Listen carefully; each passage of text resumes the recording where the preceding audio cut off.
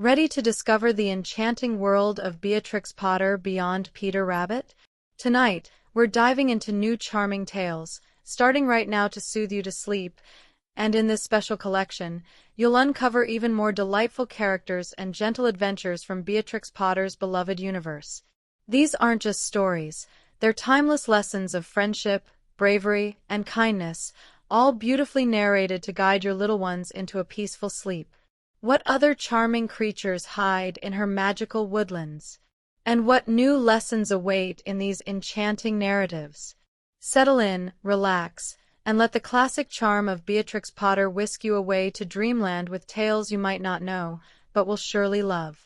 If you love uncovering new stories, please give us a like, tell us your favorite Beatrix Potter character in the comments, and subscribe for more magical bedtime adventures. The Tale of Peter Rabbit. Once upon a time, there were 4 little rabbits, whose names were Flopsy, Mopsy, Cottontail, and Peter. They lived with their mother in a sandbank, underneath the root of a very big fir tree. "Now, my dears," said old Mrs. Rabbit one morning, "you may go into the fields or down the lane, but don't go into Mr. McGregor's garden. Your father had an accident there. He was put in a pie by Mrs. McGregor. Now run along, and don't get into mischief. I am going out." Then old Mrs. Rabbit took a basket and her umbrella and went through the woods to the baker's. She bought a loaf of brown bread and 5 currant buns. Flopsy, Mopsy, and Cottontail, who were good little bunnies, went down the lane to gather blackberries. But Peter, who was very naughty, ran straight away to Mr. McGregor's garden and squeezed under the gate. First, he ate some lettuce and some French beans, and then he ate some radishes. And then, feeling rather sick, he went to look for some parsley. But round the end of a cucumber frame, whom should he meet but Mr. McGregor? Mr. McGregor was on his hands and knees planting young cabbages, but he jumped up and ran after Peter, waving a rake and calling out, "Stop, thief!" Peter was most dreadfully frightened. He rushed all over the garden, for he had forgotten the way back to the gate. He lost one of his shoes among the cabbages, and the other shoe amongst the potatoes. After losing them, he ran on 4 legs and went faster. So I think he might have gotten away altogether if he had not unfortunately run into a gooseberry net and got caught by the large buttons on his jacket. It was a blue jacket with brass buttons, quite new. Peter gave himself up for lost and shed big tears. But his sobs were overheard by some friendly sparrows, who flew to him in great excitement and implored him to exert himself. Mr. McGregor came up with a sieve, which he intended to pop upon the top of Peter. But Peter wriggled out just in time, leaving his jacket behind him. He rushed into the tool shed and jumped into a can. It would have been a beautiful thing to hide in, if it had not had so much water in it. Mr. McGregor was quite sure that Peter was somewhere in the tool shed, perhaps hidden underneath a flower pot. He began to turn them over carefully, looking under each. Presently Peter sneezed, "Curtiscoo!" Mr. McGregor was after him in no time, and tried to put his foot upon Peter, who jumped out of a window, upsetting 3 plants. The window was too small for Mr. McGregor, and he was tired of running after Peter. He went back to his work. Peter sat down to rest. He was out of breath and trembling with fright, and he had not the least idea which way to go. Also, he was very damp while sitting in that can. After a time, he began to wander about, going lip-pitty, not very fast and looking all around. He found a door in a wall, but it was locked, and there was no room for a fat little rabbit to squeeze underneath. An old mouse was running in and out over the stone doorstep, carrying peas and beans to her family in the woods. Peter asked her the way to the gate, but she had such a large pea in her mouth that she could not answer. She only shook her head at him. Peter began to cry. Then he tried to find his way straight across the garden, but he became more and more puzzled. Presently, he came to a pond where Mr. McGregor filled his water cans. A white cat was staring at some goldfish. She sat very, very still, but now and then the tip of her tail twitched as if it were alive.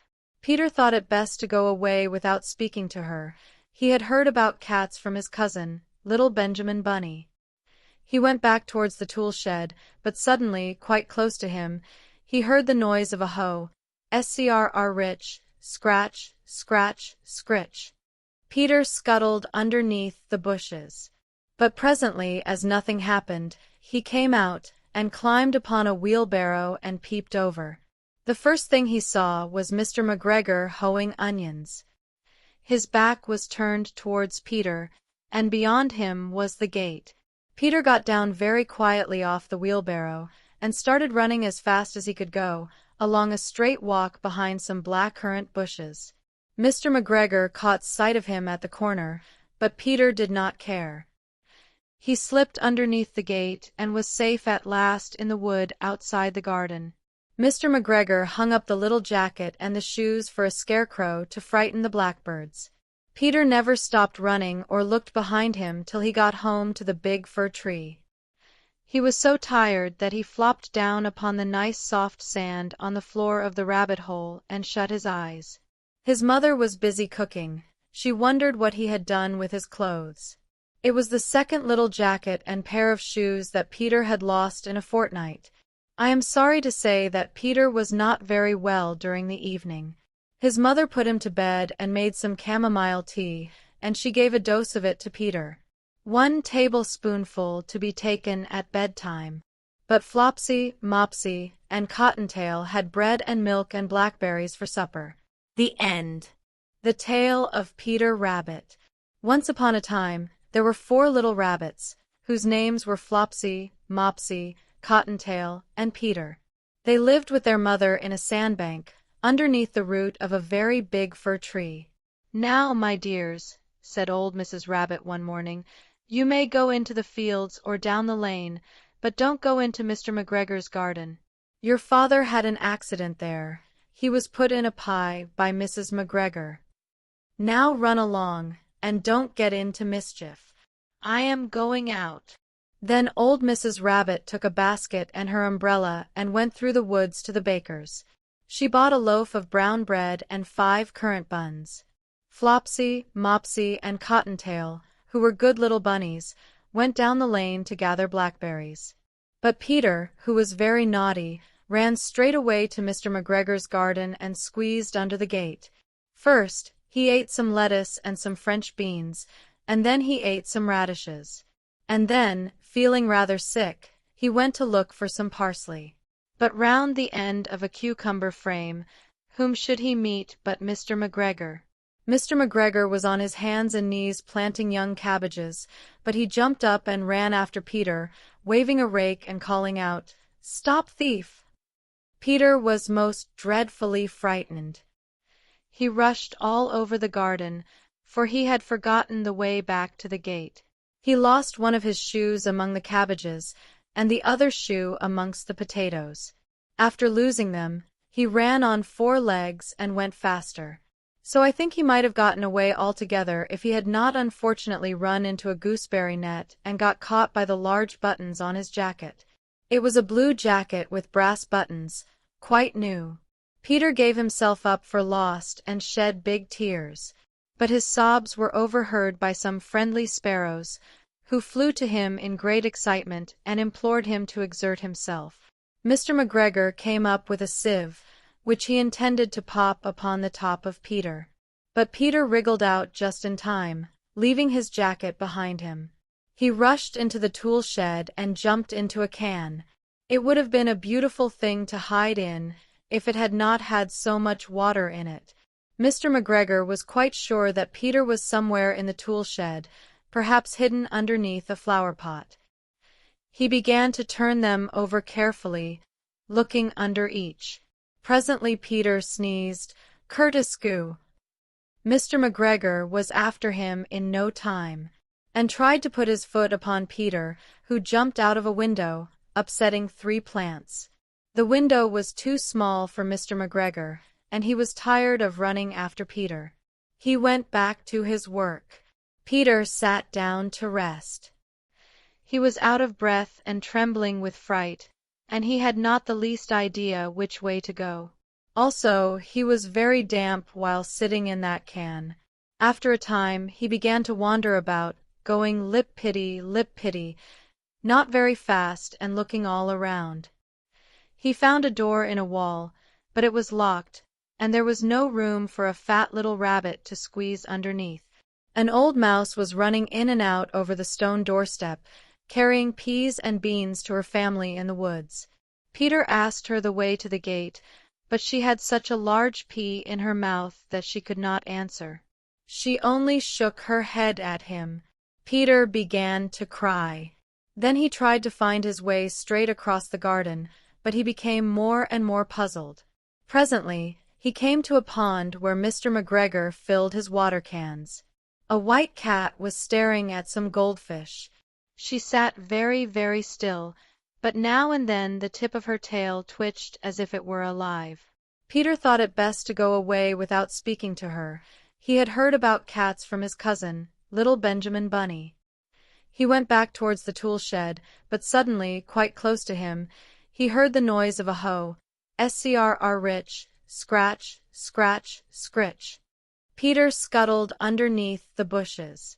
But presently, as nothing happened, he came out and climbed upon a wheelbarrow and peeped over.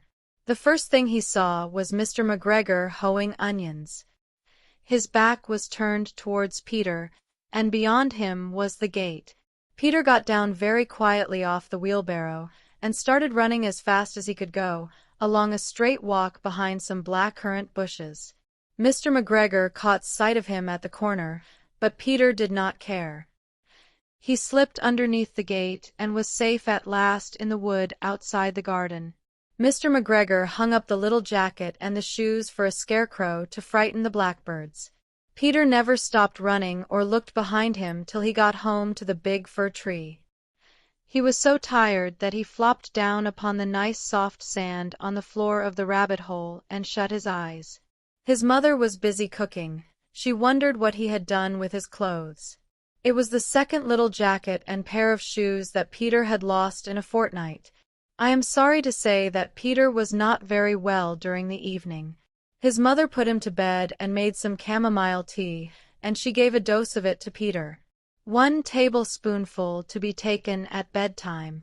But Flopsy, Mopsy, and Cottontail had bread and milk and blackberries for supper. The end. The Tailor of Gloucester. In the time of swords and periwigs and full-skirted coats with flowered lappets, when gentlemen wore ruffles and gold-laced waistcoats of paduasoy and taffeta, there lived a tailor in Gloucester. He sat in the window of a little shop in Westgate Street, cross-legged on a table, from morning till dark. All day long, while the light lasted, he sewed and snippet, piercing out his satin and pompadour and lute-string. These fabrics had strange names, and were very expensive in the days of the Tailor of Gloucester. But although he sewed fine silk for his neighbors, he himself was very, very poor, a little old man in spectacles, with a pinched face, old crooked fingers, and a suit of threadbare clothes.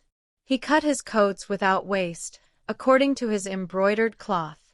The very small ends and snippets that lay about upon the table were 2 narrow breadths for naught, except waistcoats for mice, said the tailor.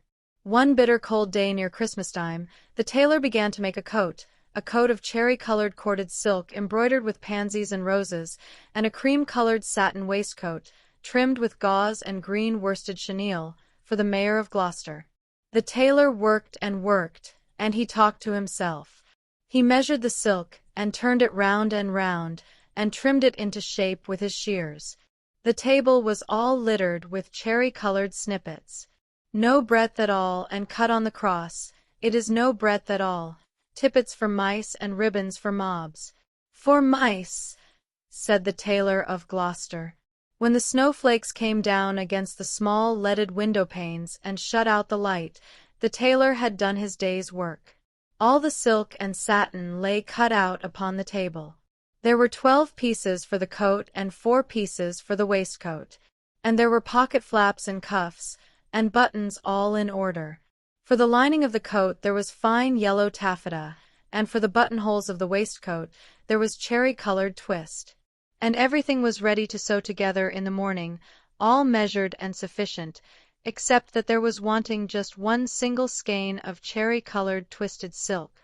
The tailor came out of his shop at dark, for he did not sleep there at night. He fastened the window and locked the door, and took away the key. No one lived there at night but little brown mice, and they ran in and out without any keys. Behind the wooden wainscots of all the old houses in Gloucester there are little mouse staircases and secret trapdoors, and the mice run from house to house through those long narrow passages. They can run all over the town without going into the streets. But the tailor came out of his shop, and shuffled home through the snow. He lived quite near by in College Court, next to the doorway to College Green. And although it was not a big house, the tailor was so poor he only rented the kitchen. He lived alone with his cat. It was called Simpkin. Now all day long while the tailor was out at work, Simpkin kept house by himself. And he also was fond of the mice, though he gave them no satin for coats. "Meow," said the cat when the tailor opened the door. "Meow." The tailor replied, "Simpkin, we shall make our fortune, but I am worn to a revelling. Take this groat, which is our last 4 pence, and Simpkin, take a china pipkin, buy a pennorth of bread, a pennorth of milk, and a pennorth of sausages. And oh, Simpkin, with the last penny of our 4 pence, buy me 1 pennorth of cherry-colored silk. But do not lose the last penny of the 4 pence, Simpkin, or I am undone and worn to a thread paper, for I have no more twist." Then Simpkin again said, "Meow," and took the groat and the pipkin and went out into the dark. The tailor was very tired and beginning to be ill. He sat down by the hearth and talked to himself about that wonderful coat. "I shall make my fortune, to be cut bias. The Mayor of Gloucester is to be married on Christmas Day in the morning, and he hath ordered a coat and an embroidered waistcoat, to be lined with yellow taffeta, and the taffeta sufficeth. There is no more left over in snippets than will serve to make tippets for mice." Then the tailor started, for suddenly, interrupting him, from the dresser at the other side of the kitchen came a number of little noises. Tip-tap, tip-tap, tip-tap-tip. "Now what can that be?" said the tailor of Gloucester, jumping up from his chair. The dresser was covered with crockery and pipkins, willow pattern plates, and teacups and mugs. The tailor crossed the kitchen and stood quite still beside the dresser, listening, and peering through his spectacles. Again from under a teacup came those funny little noises. Tip-tap, tip-tap, tip-tap-tip. "This is very peculiar," said the tailor of Gloucester, and he lifted up the teacup which was upside down. Out stepped a little live lady mouse, and made a curtsy to the tailor. Then she hopped away down off the dresser and under the wainscot. The tailor sat down again by the fire, warming his poor cold hands, and mumbling to himself. "The waistcoat is cut out from peach-colored satin, tambour stitch and rosebuds in beautiful floss silk. Was I wise to entrust my last 4 pence to Simpkin? 1 and 20 buttonholes of cherry-colored twist." But all at once, from the dresser, there came other little noises. Tip-tap, tip-tap, tip-tap-tip.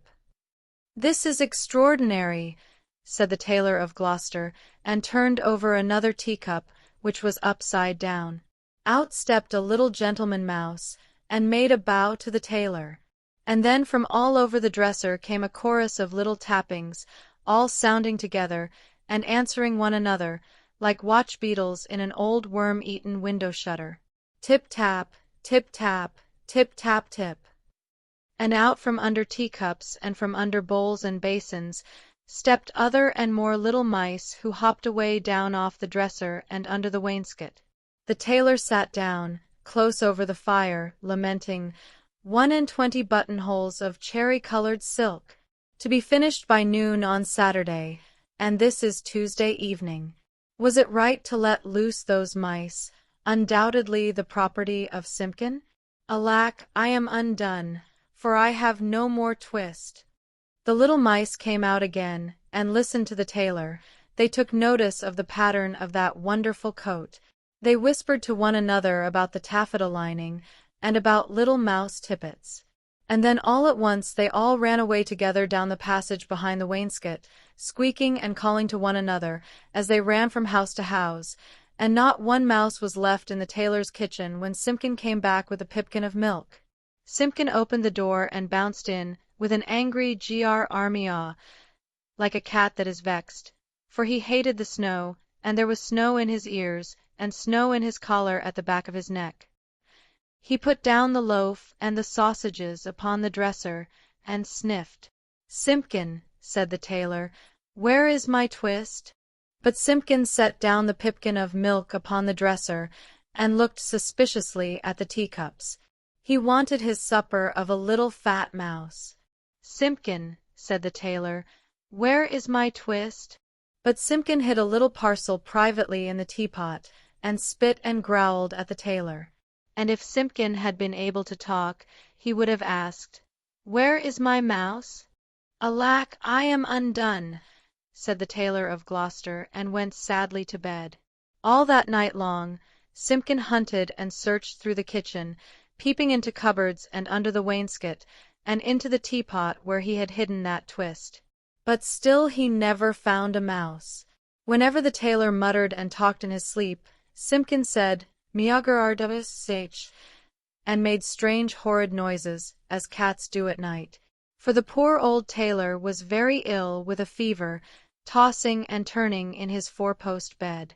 And still in his dreams he mumbled, "No more twist! No more twist!" All that day he was ill, and the next day, and the next. And what should become of the cherry-colored coat? In the tailor's shop in Westgate Street the embroidered silk and satin lay cut out upon the table, 21 buttonholes, and who should come to sew them, when the window was barred, and the door was fast locked?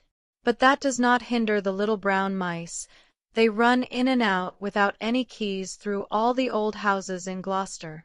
Out of doors the market folks went trudging through the snow to buy their geese and turkeys, and to bake their Christmas pies.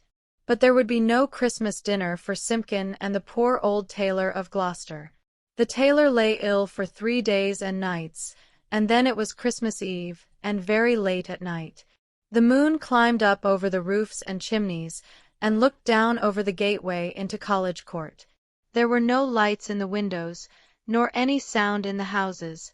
All the city of Gloucester was fast asleep under the snow. And still Simpkin wanted his mice, and he mewed as he stood beside the four-post bed. But it is in the old story that all the beasts can talk, in the night between Christmas Eve and Christmas Day in the morning, though there are very few folk that can hear them, or know what it is that they say. When the cathedral clock struck 12, there was an answer, like an echo of the chimes, and Simpkin heard it, and came out of the tailor's door, and wandered about in the snow. From all the roofs and gables and old wooden houses in Gloucester came 1,000 merry voices singing the old Christmas rhymes, all the old songs that I ever heard of, and some that I don't know, like Whittington's bells. First and loudest the cocks cried out, "Dame, get up and bake your pies." "Oh, dilly, dilly, dilly," sighed Simpkin. And now in a garret there were lights and sounds of dancing, and cats came from over the way. "Hey, diddle, diddle, the cat and the fiddle." "All the cats in Gloucester, except me," said Simpkin. Under the wooden eaves the starlings and sparrows sang of Christmas pies. The jackdaws woke up in the cathedral tower, and although it was the middle of the night the throstles and robins sang, the air was quite full of little twittering tunes. But it was all rather provoking to poor hungry Simpkin. Particularly, he was vexed with some little shrill voices from behind a wooden lattice. I think that they were bats, because they always have very small voices, especially in a black frost, when they talk in their sleep, like the tailor of Gloucester. They said something mysterious that sounded like, "Buzz," quoth the blue fly, "hum," quoth the bee. "Buzz and hum they cry, and so do we." And Simpkin went away shaking his ears as if he had a bee in his bonnet. From the tailor's shop in Westgate came a glow of light, and when Simpkin crept up to peep in at the window it was full of candles. There was a snippeting of scissors, and snapping of thread, and little mouse voices sang loudly and gaily. 24 tailors went to catch a snail.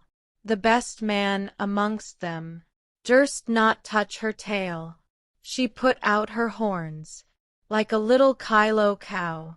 Run, tailors, run, or she'll have you all e'en now. Then without a pause the little mouse voices went on again. Sieve my lady's oatmeal, grind my lady's flour, put it in a chestnut, let it stand an hour. Mew, mew, interrupted Simpkin, and he scratched at the door. But the key was under the tailor's pillow, he could not get in. The little mice only laughed, and tried another tune. 3 little mice sat down to spin. Pussy passed by, and she peeped in. What are you at, my fine little men? Making coats for gentlemen. Shall I come in and cut off your threads? Oh no, Miss Pussy, you'd bite off our heads. Mew, mew, cried Simpkin. Hey diddle dinkety, answered the little mice. Hey diddle dinkety, poppity pet. The merchants of London, they wear scarlet, silk in the collar, and gold in the hem. So merrily marched the merchantmen. They clicked their thimbles to mark the time, but none of the songs pleased Simpkin. He sniffed and mewed at the door of the shop.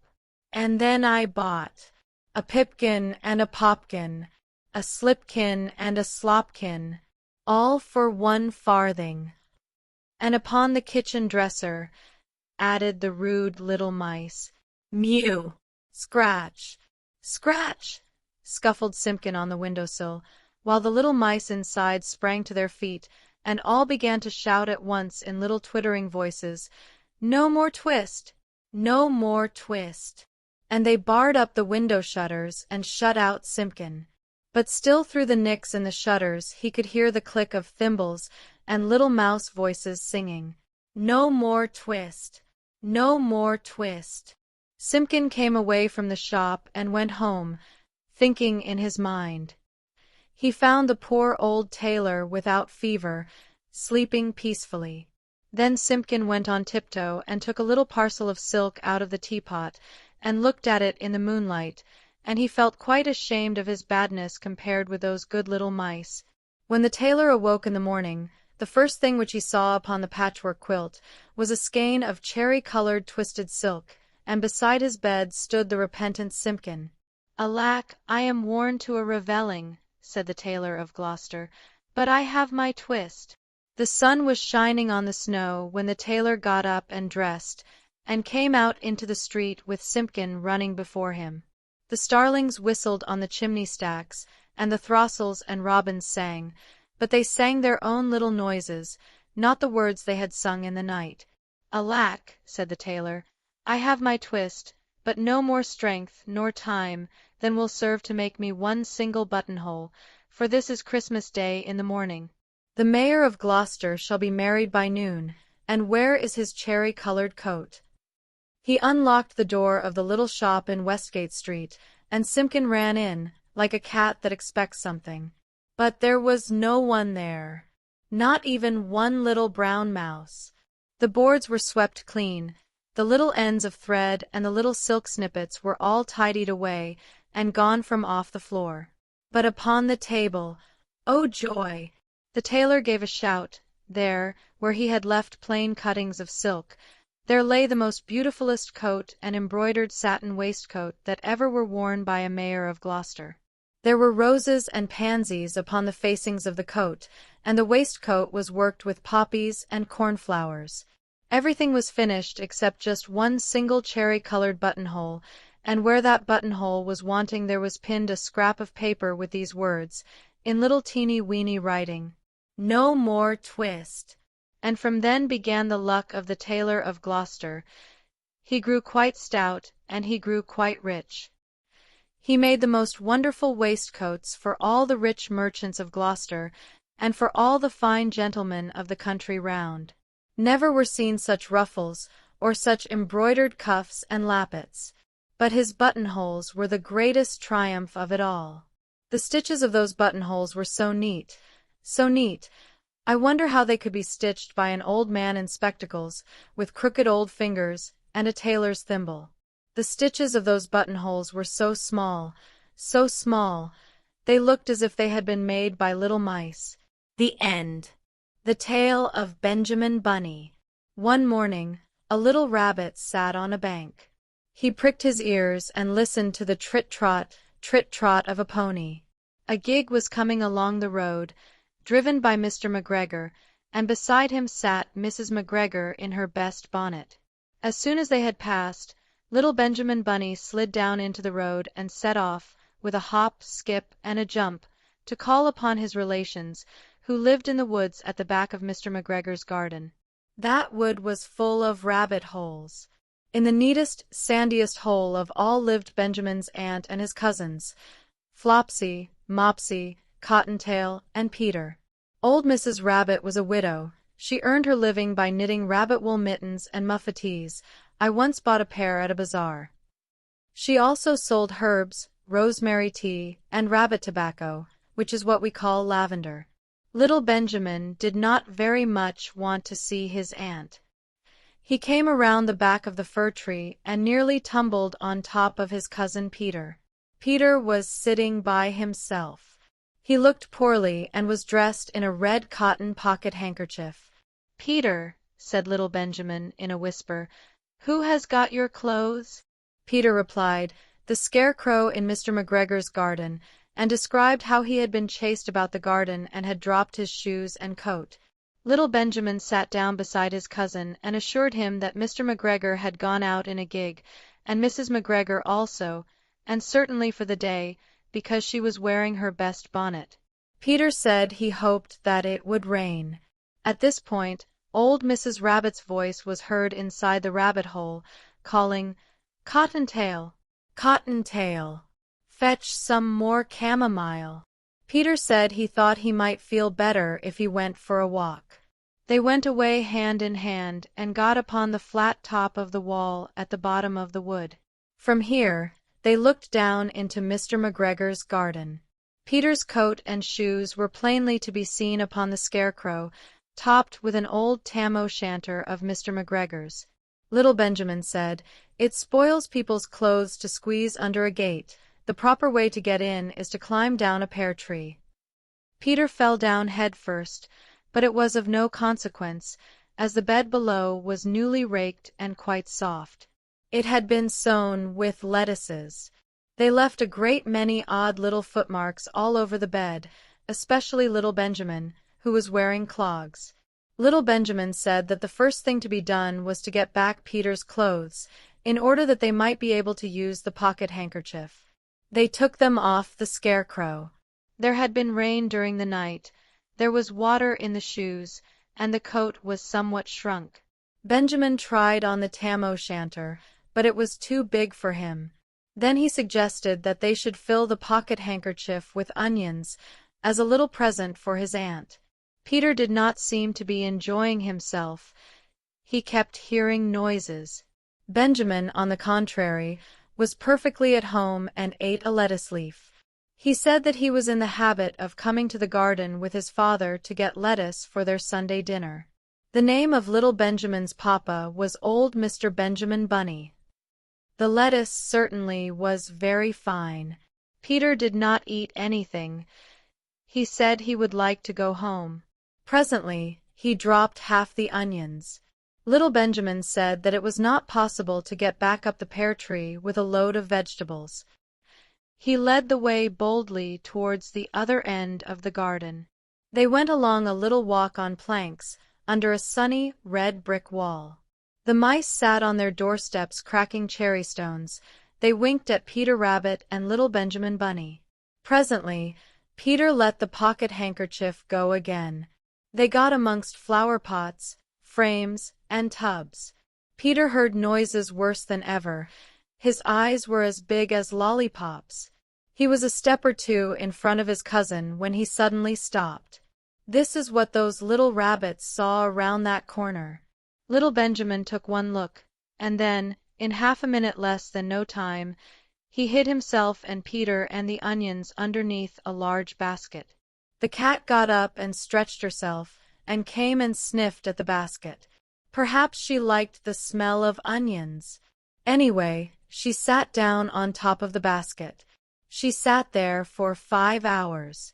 I cannot draw you a picture of Peter and Benjamin underneath the basket, because it was quite dark, and because the smell of onions was fearful. It made Peter Rabbit and little Benjamin cry. The sun got round behind the wood, and it was quite late in the afternoon, but still the cat sat upon the basket. At length there was a pitter-patter, and some bits of mortar fell from the wall above. The cat looked up and saw old Mr. Benjamin Bunny prancing along the top of the wall of the upper terrace. He was smoking a pipe of rabbit tobacco and had a little switch in his hand. He was looking for his son. Old Mr. Bunny had no opinion whatsoever of cats. He took a tremendous jump off the top of the wall onto the top of the cat, and cuffed it off the basket, and kicked it into the greenhouse, scratching off a handful of fur. The cat was too surprised to scratch back. When old Mr. Bunny had driven the cat into the greenhouse, he locked the door. Then he came back to the basket and took out his son Benjamin by the ears, and whipped him with the little switch. Then he took out his nephew Peter. Then he took out the handkerchief of onions, and marched out of the garden. When Mr. McGregor returned about half an hour later, he observed several things which perplexed him. It looked as though some person had been walking all over the garden in a pair of clogs, only the footmarks were too ridiculously little. Also, he could not understand how the cat could have managed to shut herself up inside the greenhouse, locking the door upon the outside. When Peter got home, his mother forgave him, because she was so glad to see that he had found his shoes and coat. Cottontail and Peter folded up the pocket-handkerchief, and old Mrs. Rabbit strung up the onions and hung them from the kitchen ceiling, with the bunches of herbs and the rabbit tobacco. The end. The Tale of Two Bad Mice. Once upon a time there was a very beautiful doll's house. It was red brick with white windows, and it had real muslin curtains, a front door, and a chimney. It belonged to two dolls called Lucinda and Jane. At least it belonged to Lucinda, but she never ordered meals. Jane was the cook, but she never did any cooking, because the dinner had been bought ready-made, in a box full of shavings. There were 2 red lobsters and a ham, a fish, a pudding, and some pears and oranges. They would not come off the plates, but they were extremely beautiful. One morning Lucinda and Jane had gone out for a drive in the doll's perambulator. There was no one in the nursery, and it was very quiet. Presently there was a little scuffling, scratching noise in a corner near the fireplace, where there was a hole under the skirting board. Tom Thumb put out his head for a moment, and then popped it in again. Tom Thumb was a mouse. A minute afterwards, Hunca-Munca, his wife, put her head out, too. When she saw that there was no one in the nursery, she ventured out on the oilcloth under the coal-box. The doll's house stood at the other side of the fireplace. Tom Thumb and Hunca-Munca went cautiously across the hearthrug. They pushed the front door. It was not fastened. Tom Thumb and Hunca-Munca went upstairs and peeped into the dining room. Then they squeaked with joy. Such a lovely dinner was laid out upon the table. There were tin spoons, and lead knives and forks, and 2 dolly chairs, all so convenient. Tom Thumb set to work at once to carve the ham. It was a beautiful shiny yellow, streaked with red. The knife crumpled up and hurt him. He put his finger in his mouth. "It is not boiled enough. It is hard. You have a try, Hunca-Munca." Hunca-Munca stood up in her chair and chopped at the ham with another lead knife. "It's as hard as the hams at the cheesemonger's," said Hunca-Munca. The ham broke off the plate with a jerk and rolled under the table. "Let it alone," said Tom Thumb. "Give me some fish, Hunca-Munca." Hunca-Munca tried every tin spoon in turn. The fish was glued to the dish. Then Tom Thumb lost his temper. He put the ham in the middle of the floor and hit it with the tongs and with the shovel. Bang, bang, smash, smash. The ham flew all into pieces, for underneath the shiny paint it was made of nothing but plaster. Then there was no end to the rage and disappointment of Tom Thumb and Hunca Munca. They broke up the pudding, the lobsters, the pears, and the oranges. As the fish would not come off the plate, they put it into the red-hot crinkly paper fire in the kitchen, but it would not burn either. Tom Thumb went up the kitchen chimney and looked out at the top. There was no soot. While Tom Thumb was up the chimney, Hunca Munca had another disappointment. She found some tiny canisters upon the dresser, labeled rice, coffee, sago, but when she turned them upside down, there was nothing inside except red and blue beads. Then those mice set to work to do all the mischief they could, especially Tom Thumb. He took Jane's clothes out of the chest of drawers in her bedroom, and he threw them out of the top floor window. But Hunca Munca had a frugal mind. After pulling half the feathers out of Lucinda's bolster, she remembered that she herself was in want of a feather bed. With Tom Thumb's assistance, she carried the bolster downstairs and across the hearthrug. It was difficult to squeeze the bolster into the mouse-hole, but they managed it somehow. Then Hunca Munca went back and fetched a chair, a bookcase, a birdcage, and several small odds and ends. The bookcase and the birdcage refused to go into the mouse-hole. Hunca Munca left them behind the coal box and went to fetch a cradle. Hunca Munca was just returning with another chair when suddenly there was the noise of talking outside upon the landing. The mice rushed back to their hole, and the dolls came into the nursery. What a sight met the eyes of Jane and Lucinda! Lucinda sat upon the upset kitchen stove and stared, and Jane leaned against the kitchen dresser and smiled, but neither of them made any remark. The bookcase and the birdcage were rescued from under the coal box, but Hunca Munca has got the cradle and some of Lucinda's clothes. She also has some useful pots and pans, and several other things. The little girl that the doll's house belonged to said, "I will get a doll dressed like a policeman." But the nurse said, "I will set a mouse trap." So that is the story of the two bad mice, but they were not so very, very naughty after all, because Tom Thumb paid for everything he broke. He found a crooked sixpence under the hearthrug, and upon Christmas Eve, he and Hunca Munca stuffed it into one of the stockings of Lucinda and Jane. And very early every morning, before anybody is awake, Hunca Munca comes with her dustpan and her broom to sweep the dolly's house. The end. The Tale of Mrs. Tiggy Winkle. Once upon a time there was a little girl called Lucy, who lived at a farm called Littletown. She was a good little girl, only she was always losing her pocket handkerchiefs. One day little Lucy came into the farmyard crying. Oh, she did cry so! I've lost my pocket handkin. 3 handkins and a penny. Have you seen them, Tabby kitten? The kitten went on washing her white paws, so Lucy asked a speckled hen, "Sally Henny Penny, have you found 3 pocket handkins?" But the speckled hen ran into a barn, clucking, "I go barefoot, barefoot, barefoot." And then Lucy asked Cock Robin, sitting on a twig. Cock Robin looked sideways at Lucy with his bright black eye, and he flew over a stile and away. Lucy climbed upon the stile and looked up at the hill behind Littletown, a hill that goes up, up, into the clouds as though it had no top.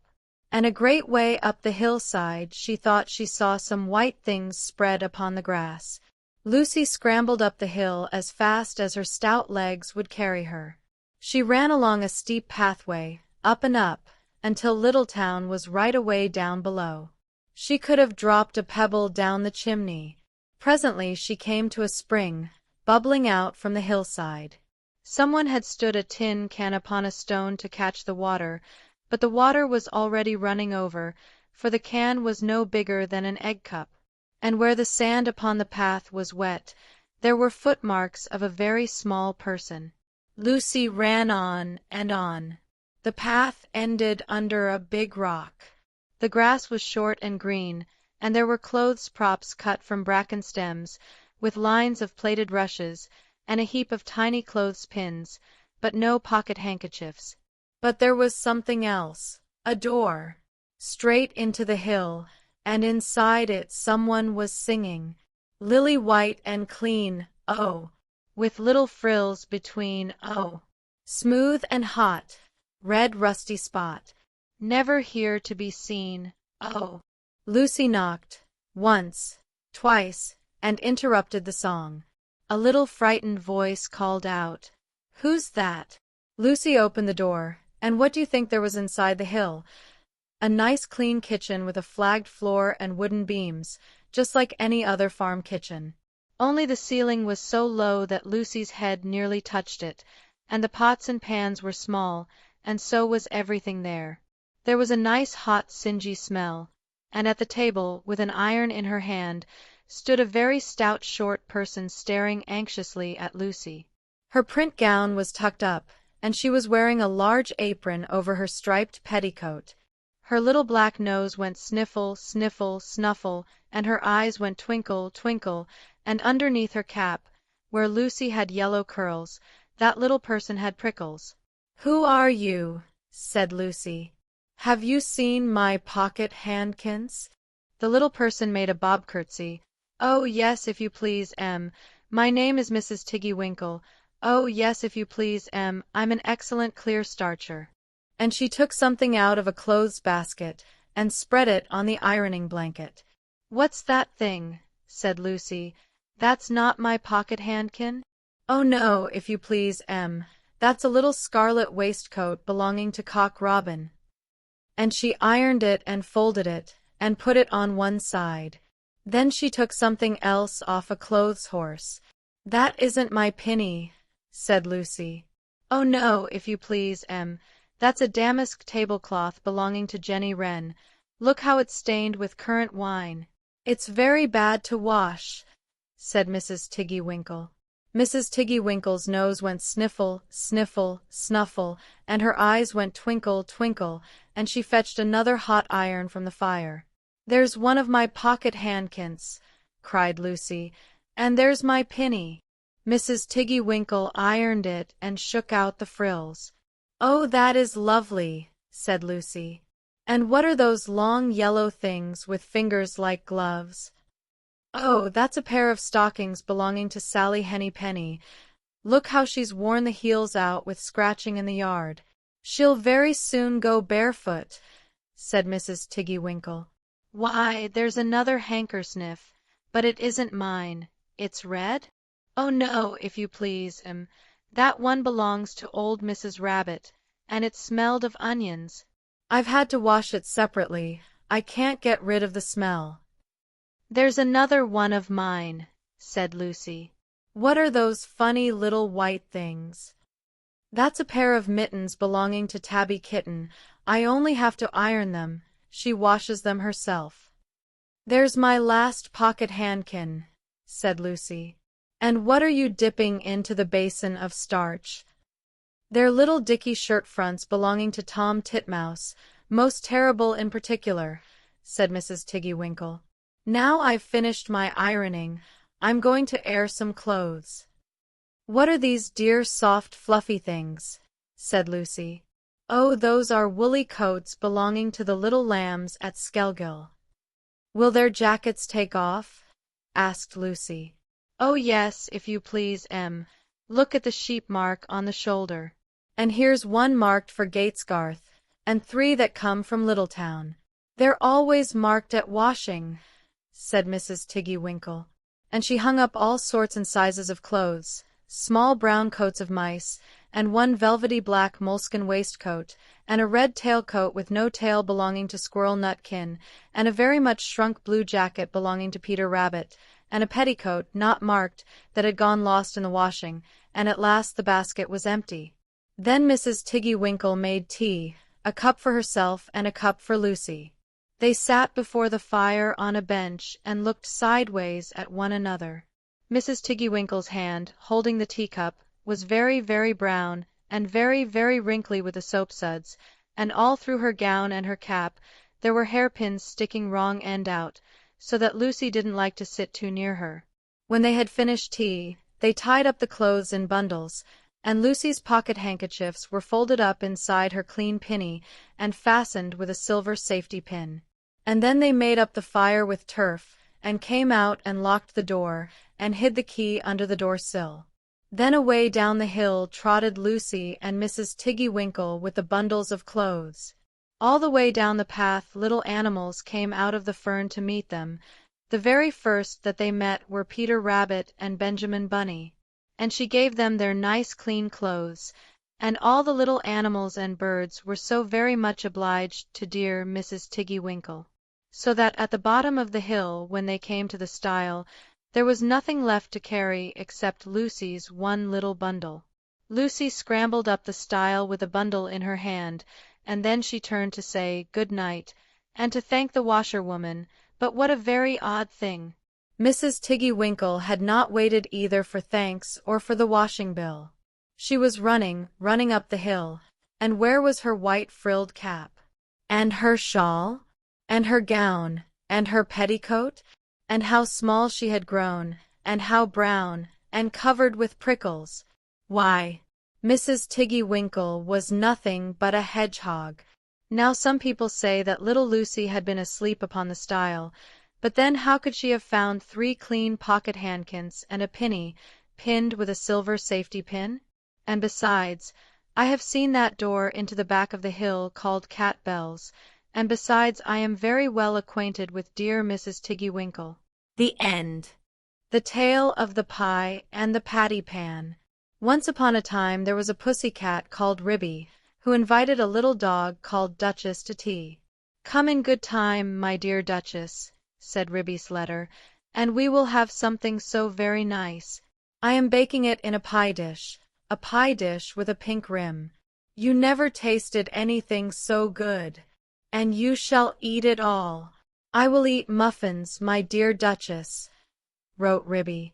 Duchess read the letter and wrote an answer, "I will come with much pleasure at 4:15. But it is very strange. I was just going to invite you to come here to supper, my dear Ribby, to eat something most delicious." "I will come very punctually, my dear Ribby," wrote Duchess, and then at the end she added, "I hope it isn't a mouse?" And then she thought that did not look quite polite, so she scratched out "isn't mouse" and changed it to "I hope it will be fine," and she gave her letter to the postman. But she thought a great deal about Ribby's pie, and she read Ribby's letter over and over again. "I am dreadfully afraid it will be a mouse," said Duchess to herself. "I really couldn't eat mouse pie. And I shall have to eat it, because it is a party. And my pie was going to be veal and ham, a pink and white pie dish. And so is mine, just like Ribby's dishes. They were both bought at Tabitha Twitchit's." Duchess went into her larder and took the pie off a shelf and looked at it. "It is all ready to put into the oven. Such lovely pie crust, and I put in a little tin patty pan to hold up the crust, and I made a hole in the middle with a fork to let out the steam. Oh, I do wish I could eat my own pie, instead of a pie made of mouse." Duchess considered and read Ribby's letter again. "A pink and white pie dish, and you shall eat it all. You means me. Then Ribby is not going to even taste the pie herself? A pink and white pie dish. Ribby is sure to go out to buy the muffins. Oh, what a good idea. Why shouldn't I rush along and put my pie into Ribby's oven when Ribby isn't there?" Duchess was quite delighted with her own cleverness. Ribby in the meantime had received Duchess's answer, and as soon as she was sure that the little dog could come, she popped her pie into the oven. There were 2 ovens, one above the other. Some other knobs and handles were only ornamental and not intended to open. Ribby put the pie into the lower oven. The door was very stiff. "The top oven bakes too quickly," said Ribby to herself. "It is a pie of the most delicate and tender mouse minced up with bacon. And I have taken out all the bones, because Duchess nearly choked herself with a fishbone last time I gave a party. She eats a little fast, rather big mouthfuls, but a most gentle and elegant little dog. infinitely superior company to Cousin Tabitha Twitchit. Ribby put on some coal and swept up the hearth. Then she went out with a can to the well, for water to fill up the kettle. Then she began to set the room in order, for it was the sitting room as well as the kitchen. She shook the mats out at the front door and put them straight. The hearth-rug was a rabbit-skin. She dusted the clock and the ornaments on the mantelpiece, and she polished and rubbed the tables and chairs. Then she spread a very clean white tablecloth, and set out her best china tea set, which she took out of a wall cupboard near the fireplace. The teacups were white with a pattern of pink roses, and the dinner plates were white and blue. When Ribby had laid the table, she took a jug and a blue and white dish, and went out down the field to the farm, to fetch milk and butter. When she came back, she peeped into the bottom oven. The pie looked very comfortable. Ribby put on her shawl and bonnet and went out again with a basket, to the village shop to buy a packet of tea, a pound of lump sugar, and a pot of marmalade. And just at the same time, Duchess came out of her house, at the other end of the village. Ribby met Duchess halfway down the street, also carrying a basket, covered with a cloth. They only bowed to one another. They did not speak, because they were going to have a party. As soon as Duchess got around the corner out of sight, she simply ran straight away to Ribby's house. Ribby went into the shop and bought what she required, and came out, after a pleasant gossip with Cousin Tabitha Twitchit. Cousin Tabitha was disdainful afterwards in conversation. A little dog indeed! Just as if there were no cats in Sorry. And a pie for afternoon tea. The very idea, said Cousin Tabitha Twitchit. Ribby went on to Timothy Baker's and bought the muffins. Then she went home. There seemed to be a sort of scuffling noise in the back passage, as she was coming in at the front door. I trust that it is not that pie. The spoons are locked up, however, said Ribby. But there was nobody there. Ribby opened the bottom oven door with some difficulty, and turned the pie. There began to be a pleasing smell of baked mouse. Duchess in the meantime had slipped out at the back door. It is a very odd thing that Ribby's pie was not in the oven when I put mine in. And I can't find it anywhere. I have looked all over the house. I put my pie into a nice hot oven at the top. I could not turn any of the other handles. I think that they are all shams, said Duchess. But I wish I could have removed the pie made of mouse. I cannot think what she has done with it. I heard Ribby coming, and I had to run out by the back door. Duchess went home and brushed her beautiful black coat, and then she picked a bunch of flowers in her garden as a present for Ribby, and passed the time until the clock struck 4.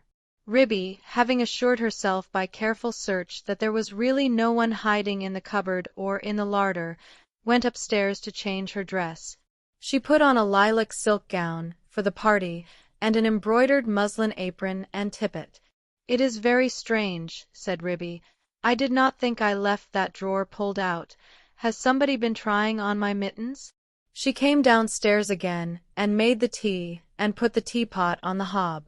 She peeped again into the bottom oven. The pie had become a lovely brown, and it was steaming hot. She sat down before the fire to wait for the little dog. I am glad I used the bottom oven, said Ribby. The top one would certainly have been very much too hot. I wonder why that cupboard door was open. Can there really have been someone in the house? Very punctually at 4 o'clock, Duchess started to go to the party. She ran so fast through the village that she was too early, and she had to wait a little while in the lane that leads down to Ribby's house. I wonder if Ribby has taken my pie out of the oven yet, said Duchess, and whatever can have become of the other pie made of mouse? At 4:15 to the minute, there came a most gentle little tap-tappity. Is Mrs. Ribston at home? Inquired Duchess on the porch. Come in. And how do you do, my dear Duchess? Cried Ribby. I hope I see you well? Quite well, I thank you. And how do you do, my dear Ribby?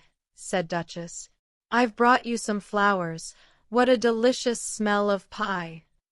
Oh, what lovely flowers! Yes, it is mouse and bacon. Do not talk about food, my dear Ribby, said Duchess. What a lovely white tea-cloth. Is it done in a turn? Is it still in the oven? I think it wants another 5 minutes, said Ribby. Just a shade longer. I will pour out the tea while we wait. Do you take sugar, my dear Duchess?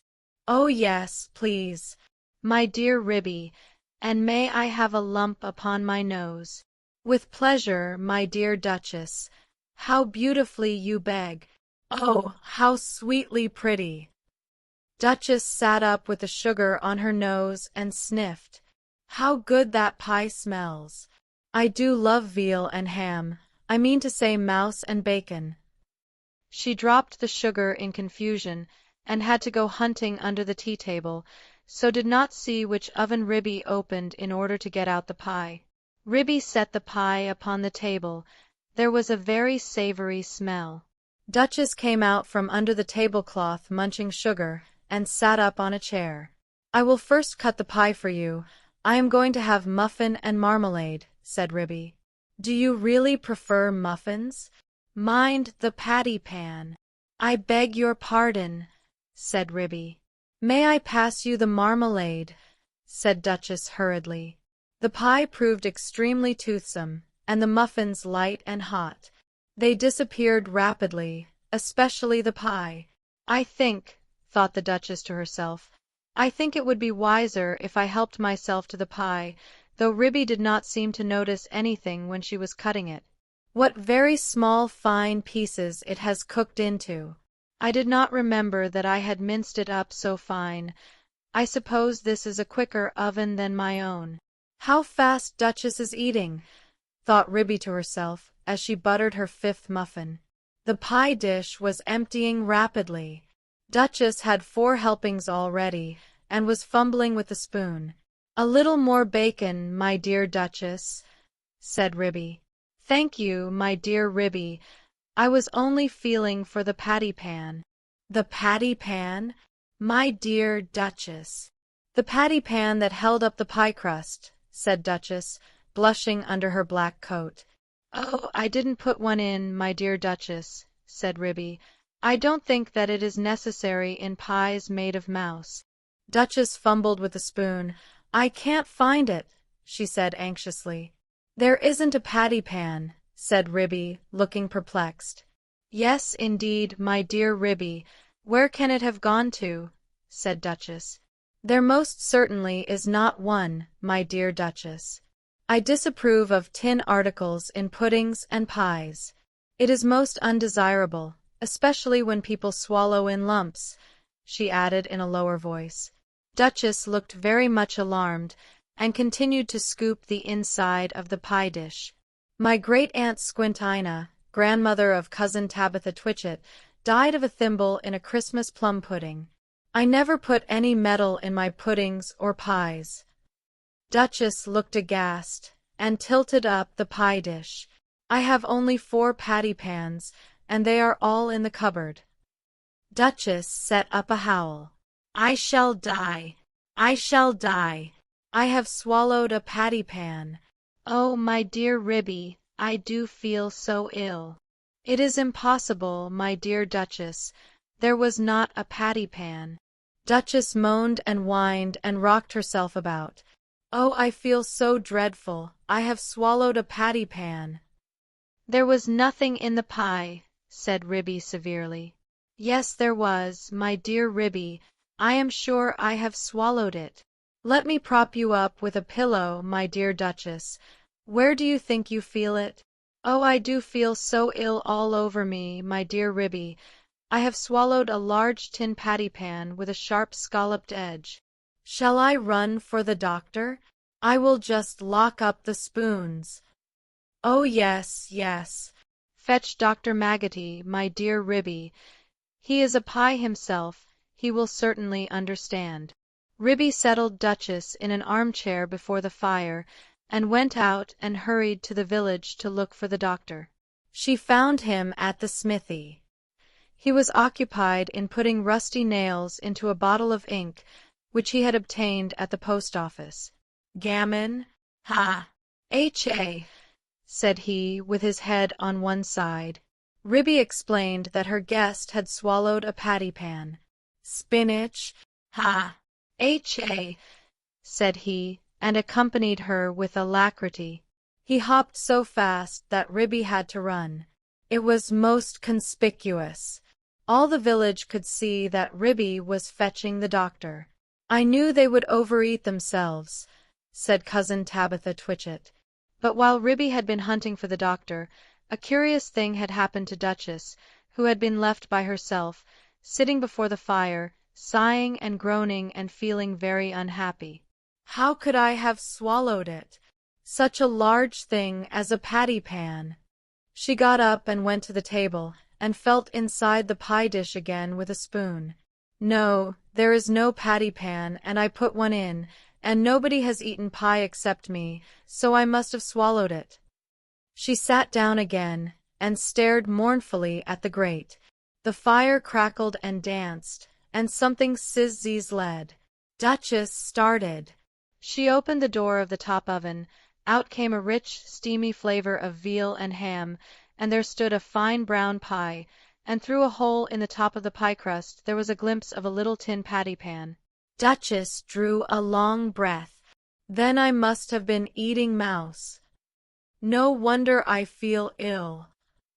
But perhaps I would feel worse if I had really swallowed a patty pan. Duchess reflected. What a very awkward thing to have to explain to Ribby. I think I will put my pie in the backyard and say nothing about it. When I go home, I will run around and take it away. She put it outside the back door and sat down again by the fire and shut her eyes. When Ribby arrived with the doctor, she seemed fast asleep. Gammon, ha-ha, said the doctor. I am feeling very much better, said Duchess, waking up with a jump. I am truly glad to hear it. He has brought you a pill, my dear Duchess. I think I would feel quite well if he only felt my pulse, said Duchess, backing away from the magpie, who sidled up with something in his beak. It is only a bread pill. You had much better take it. Drink a little milk, my dear Duchess. Gammon, gammon, said the doctor, while Duchess coughed and choked. Don't say that again, said Ribby, losing her temper. Here, take this bread and jam and get out into the yard. Gammon and spinach. Ha-ha-ha, shouted Dr. Maggotty triumphantly outside the back door. I am feeling very much better, my dear Ribby, said Duchess. Do you not think that I had better go home before it gets dark? Perhaps it might be wise, my dear Duchess. I will lend you a nice warm shawl, and you shall take my arm. I would not trouble you for worlds.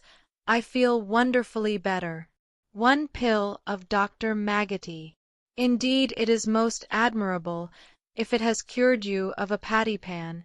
I will call directly after breakfast to ask how you have slept. Ribby and Duchess said good-bye affectionately, and Duchess started home. Halfway up the lane she stopped and looked back. Ribby had gone in and shut her door. Duchess slipped through the fence, ran around to the back of Ribby's house, and peeped into the yard.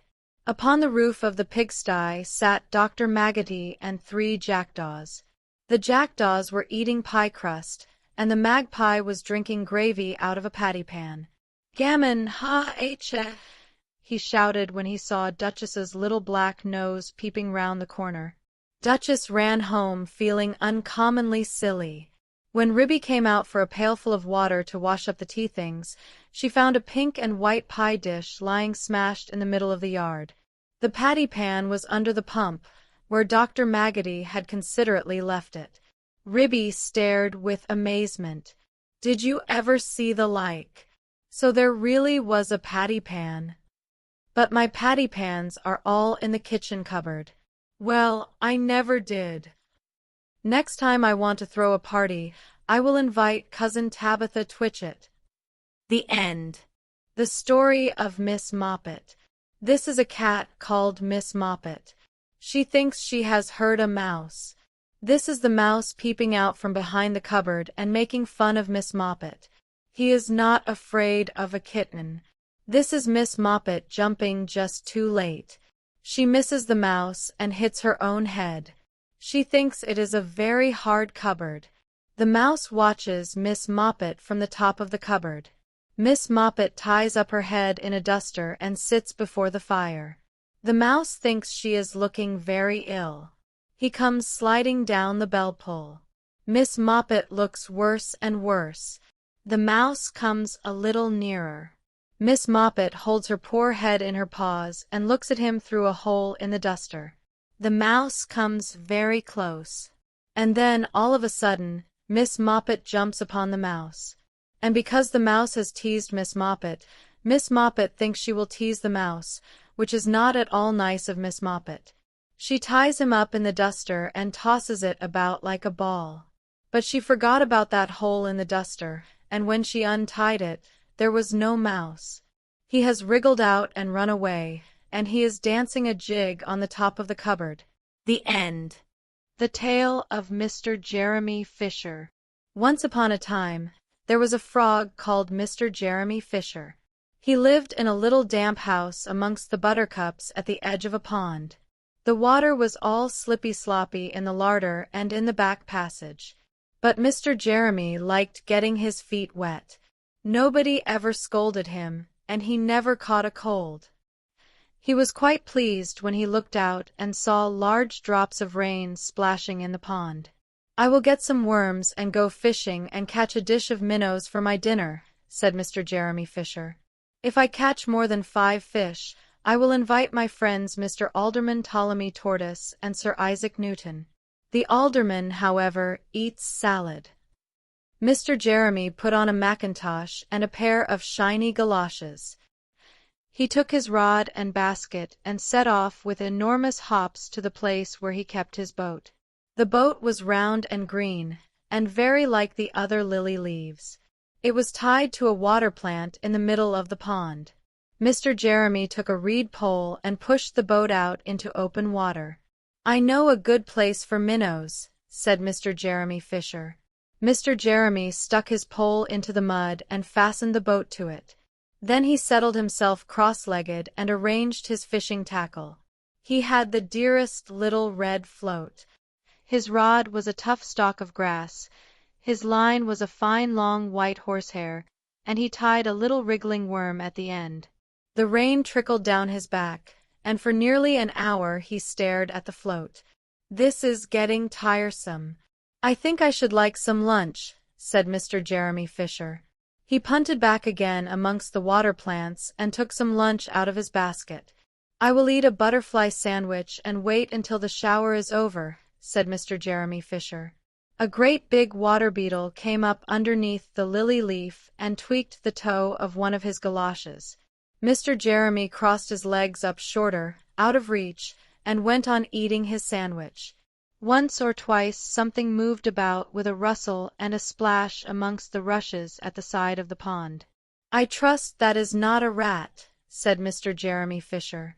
"I think I had better get away from here." Mr. Jeremy shoved the boat out again a little way and dropped in the bait. There was a bite almost directly. The float gave a tremendous bobbit. "A minnow! A minnow! I have him by the nose!" cried Mr. Jeremy Fisher, jerking up his rod. But what a horrible surprise! Instead of a smooth fat minnow, Mr. Jeremy landed little Jack Sharp the stickleback, covered with spines. The stickleback floundered about the boat, pricking and snapping until he was quite out of breath. Then he jumped back into the water, and a shoal of other little fishes put their heads out and laughed at Mr. Jeremy Fisher. And while Mr. Jeremy sat disconsolately on the edge of his boat, sucking his sore fingers and peering down into the water, a much worse thing happened. A really frightful thing it would have been if Mr. Jeremy had not been wearing a mackintosh.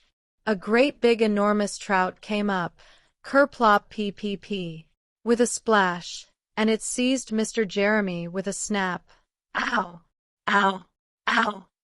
And then it turned and dived down to the bottom of the pond. But the trout was so displeased with the taste of the mackintosh that in less than half a minute it spat him out again, and the only thing it swallowed was Mr. Jeremy's galoshes. Mr. Jeremy bounced up to the surface of the water like a cork and the bubbles out of a soda water bottle, and he swam with all his might to the edge of the pond. He scrambled out on the first bank he came to, and he hopped home across the meadow with his mackintosh all in tatters. "What a mercy that was not a pike," said Mr. Jeremy Fisher. "I have lost my rod and basket, but it does not much matter, for I am sure I should never have dared to go fishing again." He put some sticking plaster on his fingers, and his friends both came to dinner. He could not offer them fish, but he had something else in his larder. Sir Isaac Newton wore his black and gold waistcoat, and Mr. Alderman Ptolemy Tortoise brought a salad with him in a string bag, and instead of a nice dish of minnows, they had a roasted grasshopper with ladybird sauce, which frogs consider a beautiful treat, but I think it must have been nasty. The end. The story of a fierce bad rabbit. This is a fierce bad rabbit. Look at his savage whiskers, and his claws, and his turned-up tail. This is a nice gentle rabbit. His mother has given him a carrot. The bad rabbit would like some carrot. He doesn't say, "Please." He takes it, and he scratches the good rabbit very badly. The good rabbit creeps away and hides in a hole. It feels sad. This is a man with a gun. He sees something sitting on a bench. He thinks it is a very funny bird. He comes creeping up behind the trees. And then he shoots. Bang! This is what happens. But this is all he finds on the bench when he rushes up with his gun. The good rabbit peeps out of its hole, and it sees the bad rabbit tearing past, without any tail or whiskers. The end. The tale of Tom Kitten. Once upon a time, there were 3 little kittens, and their names were Mittens, Tom Kitten, and Moppet. They had dear little fur coats of their own, and they tumbled about the doorstep and played in the dust. But one day their mother, Mrs. Tabitha Twitchit, expected friends to tea, so she fetched the kittens indoors to wash and dress them before the fine company arrived. First, she scrubbed their faces. This one is Moppet. Then she brushed their fur. This one is Mittens. Then she combed their tails and whiskers. This is Tom Kitten. Tom was very naughty, and he scratched. Mrs. Tabitha dressed Moppet and Mittens in clean pinafores and tuckers, and then she took all sorts of elegant uncomfortable clothes out of a chest of drawers in order to dress up her son Thomas. Tom Kitten was very fat, and he had grown. Several buttons burst off. His mother sewed them on again. When the 3 kittens were ready, Mrs. Tabitha unwisely turned them out into the garden, to be out of the way while she made hot buttered toast. "Now keep your frocks clean, children. You must walk on your hind legs. Keep away from the dirty ash pit, and from Sally Henny Penny, and from the pigsty and the puddle ducks." Moppet and Mittens walked down the garden path unsteadily. Presently, they trod upon their pinafores and fell on their noses. When they stood up, there were several green smears. "Let us climb up the rockery and sit on the garden wall," said Moppet. They turned their pinafores back to front and went up with a skip and a jump. Moppet's white tucker fell down into the road. Tom Kitten was quite unable to jump when walking upon his hind legs in trousers. He came up the rockery by degrees, breaking the ferns and shedding buttons right and left. He was all in pieces when he reached the top of the wall. Moppet and Mittens tried to pull him together. His hat fell off, and the rest of his buttons burst. While they were in difficulties, there was a pit-pat paddle-pat, and the 3 puddle ducks came along the hard high road, marching one behind the other and doing the goose step. Pit-pat paddle-pat, pit-pat waddle-pat. They stopped and stood in a row, and stared up at the kittens. They had very small eyes and looked surprised. Then the 2 duckbirds, Rebecca and Jemima Puddle Duck, picked up the hat and tucker and put them on. Mittens laughed so that she fell off the wall. Moppet and Tom descended after her. The pinafores and all the rest of Tom's clothes came off on the way down. "Come, Mr. Drake Puddle Duck," said Moppet. "Come and help us to dress him. Come and button up Tom." Mr. Drake Puddle Duck advanced in a slow, sideways manner and picked up the various articles. But he put them on himself. They fitted him even worse than Tom Kitten. "It's a very fine morning," said Mr. Drake Puddle Duck, and he and Jemima and Rebecca Puddle Duck set off up the road, keeping step, pit-pat, paddle-pat, pit-pat, waddle-pat. Then Tabitha Twitchit came down the garden and found her kittens on the wall with no clothes on. She pulled them off the wall, smacked them, and took them back to the house. "My friends will arrive in a minute, and you are not fit to be seen. I am affronted," said Mrs. Tabitha Twitchit. She sent them upstairs, and I am sorry to say she told her friends that they were in bed with the measles, which was not true. Quite the contrary, they were not in bed. Not in the least. Somehow there were very extraordinary noises overhead, which disturbed the dignity and repose of the tea-party. And I think that some day I shall have to make another, larger book to tell you more about Tom Kitten. As for the Puddle Ducks, they went into a pond. The clothes all came off directly, because there were no buttons, and Mr. Drake Puddle Duck and Jemima and Rebecca have been looking for them ever since. The end. The tale of Jemima Puddle Duck. What a funny sight it is to see a brood of ducklings with a hen. Listen to the story of Jemima Puddle Duck, who was annoyed because the farmer's wife would not let her hatch her own eggs. Her sister-in-law, Mrs. Rebecca Puddle Duck, was perfectly willing to leave the hatching to someone else. "I have not the patience to sit on a nest for 28 days, and no more have you, Jemima. You would let them go cold. You know you would." "I wish to hatch my own eggs. I will hatch them all by myself," quacked Jemima Puddle Duck. She tried to hide her eggs, but they were always found and carried off. Jemima Puddle Duck became quite desperate. She was determined to make a nest right away from the farm. She set off on a fine spring afternoon along the cart road that leads over the hill. She was wearing a shawl and a poke bonnet. When she reached the top of the hill, she saw a wood in the distance. She thought that it looked like a safe, quiet spot. Jemima Puddle Duck was not much in the habit of flying. She ran downhill a few yards, flapping her shawl, and then she jumped off into the air. She flew beautifully when she had got a good start.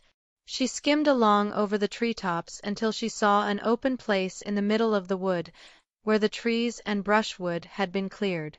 Jemima alighted rather heavily and began to waddle about in search of a convenient, dry nesting place.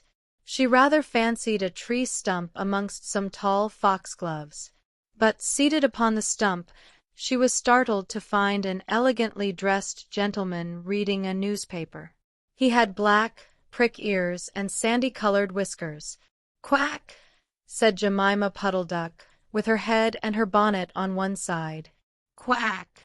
The gentleman raised his eyes above his newspaper and looked curiously at Jemima. "Madam, have you lost your way?" he said. He had a long, bushy tail, which he was sitting upon, as the stump was somewhat damp. Jemima thought him mighty civil and handsome. She explained that she had not lost her way, but that she was trying to find a convenient, dry nesting place. "Ah, is that so?" "Indeed," said the gentleman with sandy whiskers, looking curiously at Jemima. He folded up the newspaper and put it in his coat-tail pocket. Jemima complained of the superfluous hen. "Indeed! How interesting! I wish I could meet that fowl. I would teach it to mind its own business. But as to a nest, there is no difficulty. I have a sackful of feathers in my woodshed." "No, my dear madam, you will be in nobody's way. You may sit there as long as you like," said the bushy, long-tailed gentleman. He led the way to a very retired, dismal-looking house amongst the foxgloves. It was built of faggots and turf, and there were two broken pails, one on top of another, by way of a chimney. "This is my summer residence. You would not find my my winter house, so convenient," said the hospitable gentleman. There was a tumble-down shed at the back of the house, made of old soap-boxes. The gentleman opened the door and showed Jemima in. The shed was almost quite full of feathers. It was almost suffocating, but it was comfortable and very soft. Jemima Puddle Duck was rather surprised to find such a vast quantity of feathers. But it was very comfortable, and she made a nest without any trouble at all. When she came out, the sandy-whiskered gentleman was sitting on a log reading the newspaper. At least he had it spread out, but he was looking over the top of it. He was so polite that he seemed almost sorry to let Jemima go home for the night. He promised to take great care of her nest until she came back again the next day. He said he loved eggs and ducklings. He should be proud to see a fine nestful in his woodshed. Jemima Puddle Duck came every afternoon. She laid 9 eggs in the nest. They were green and white and very large. The foxy gentleman admired them immensely. He used to turn them over and count them when Jemima was not there. At last, Jemima told him that she intended to begin to sit the next day, "and I will bring a bag of corn with me, so that I need never leave my nest until the eggs are hatched." "They might catch a cold," said the conscientious Jemima. "Madam, I beg you not to trouble yourself with a bag. I will provide oats. But before you commence your tedious sitting, I intend to give you a treat. Let us have a dinner party all to ourselves.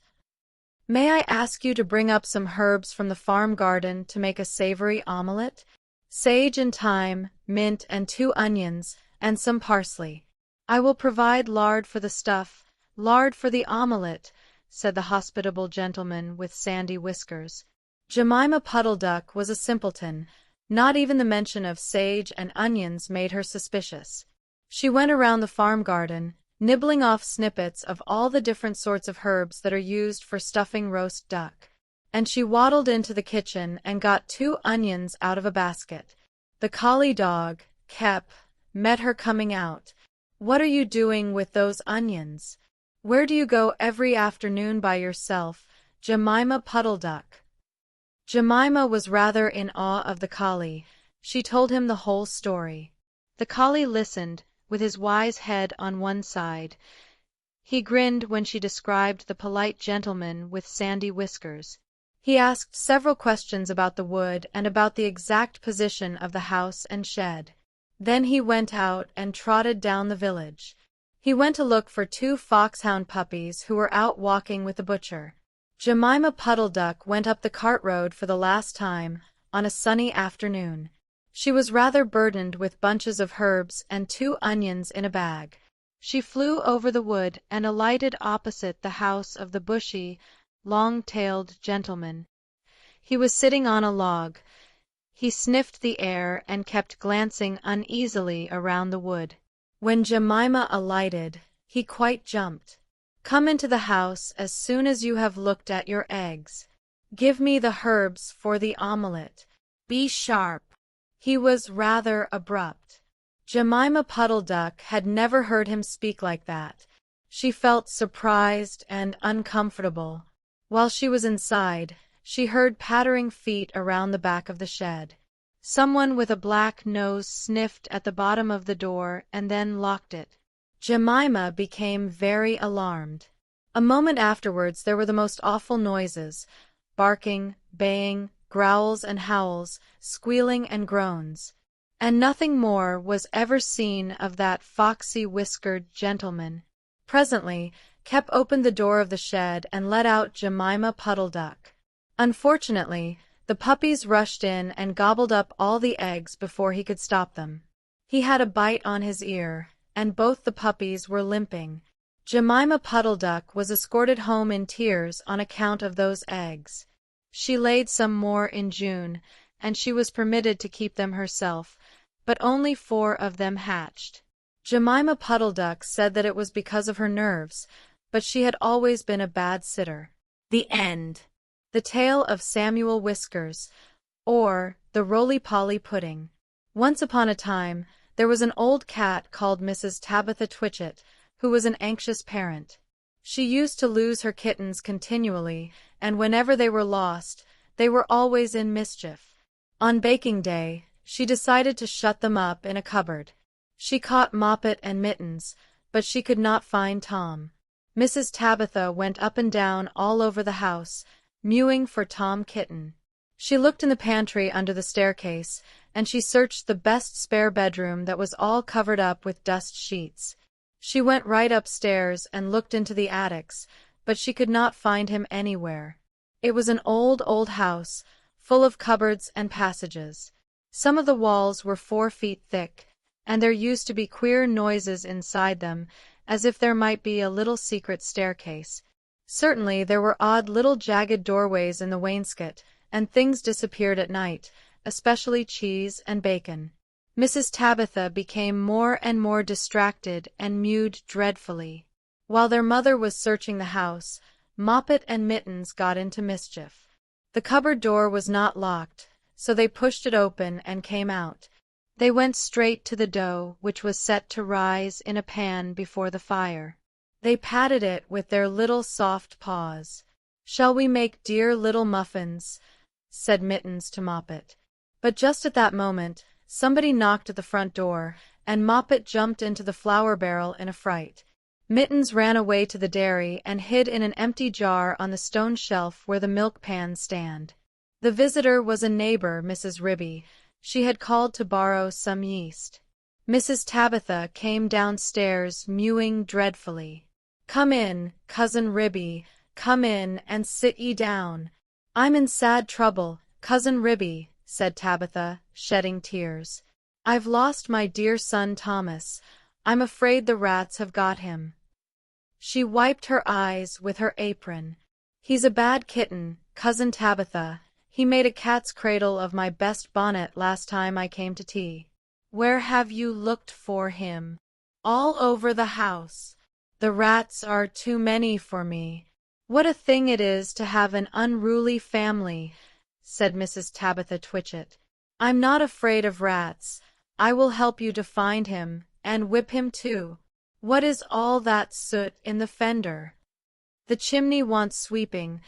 Oh dear me, Cousin Ribby, now Moppet and Mittens are gone. They have both got out of the cupboard." Ribby and Tabitha set to work to search the house thoroughly again.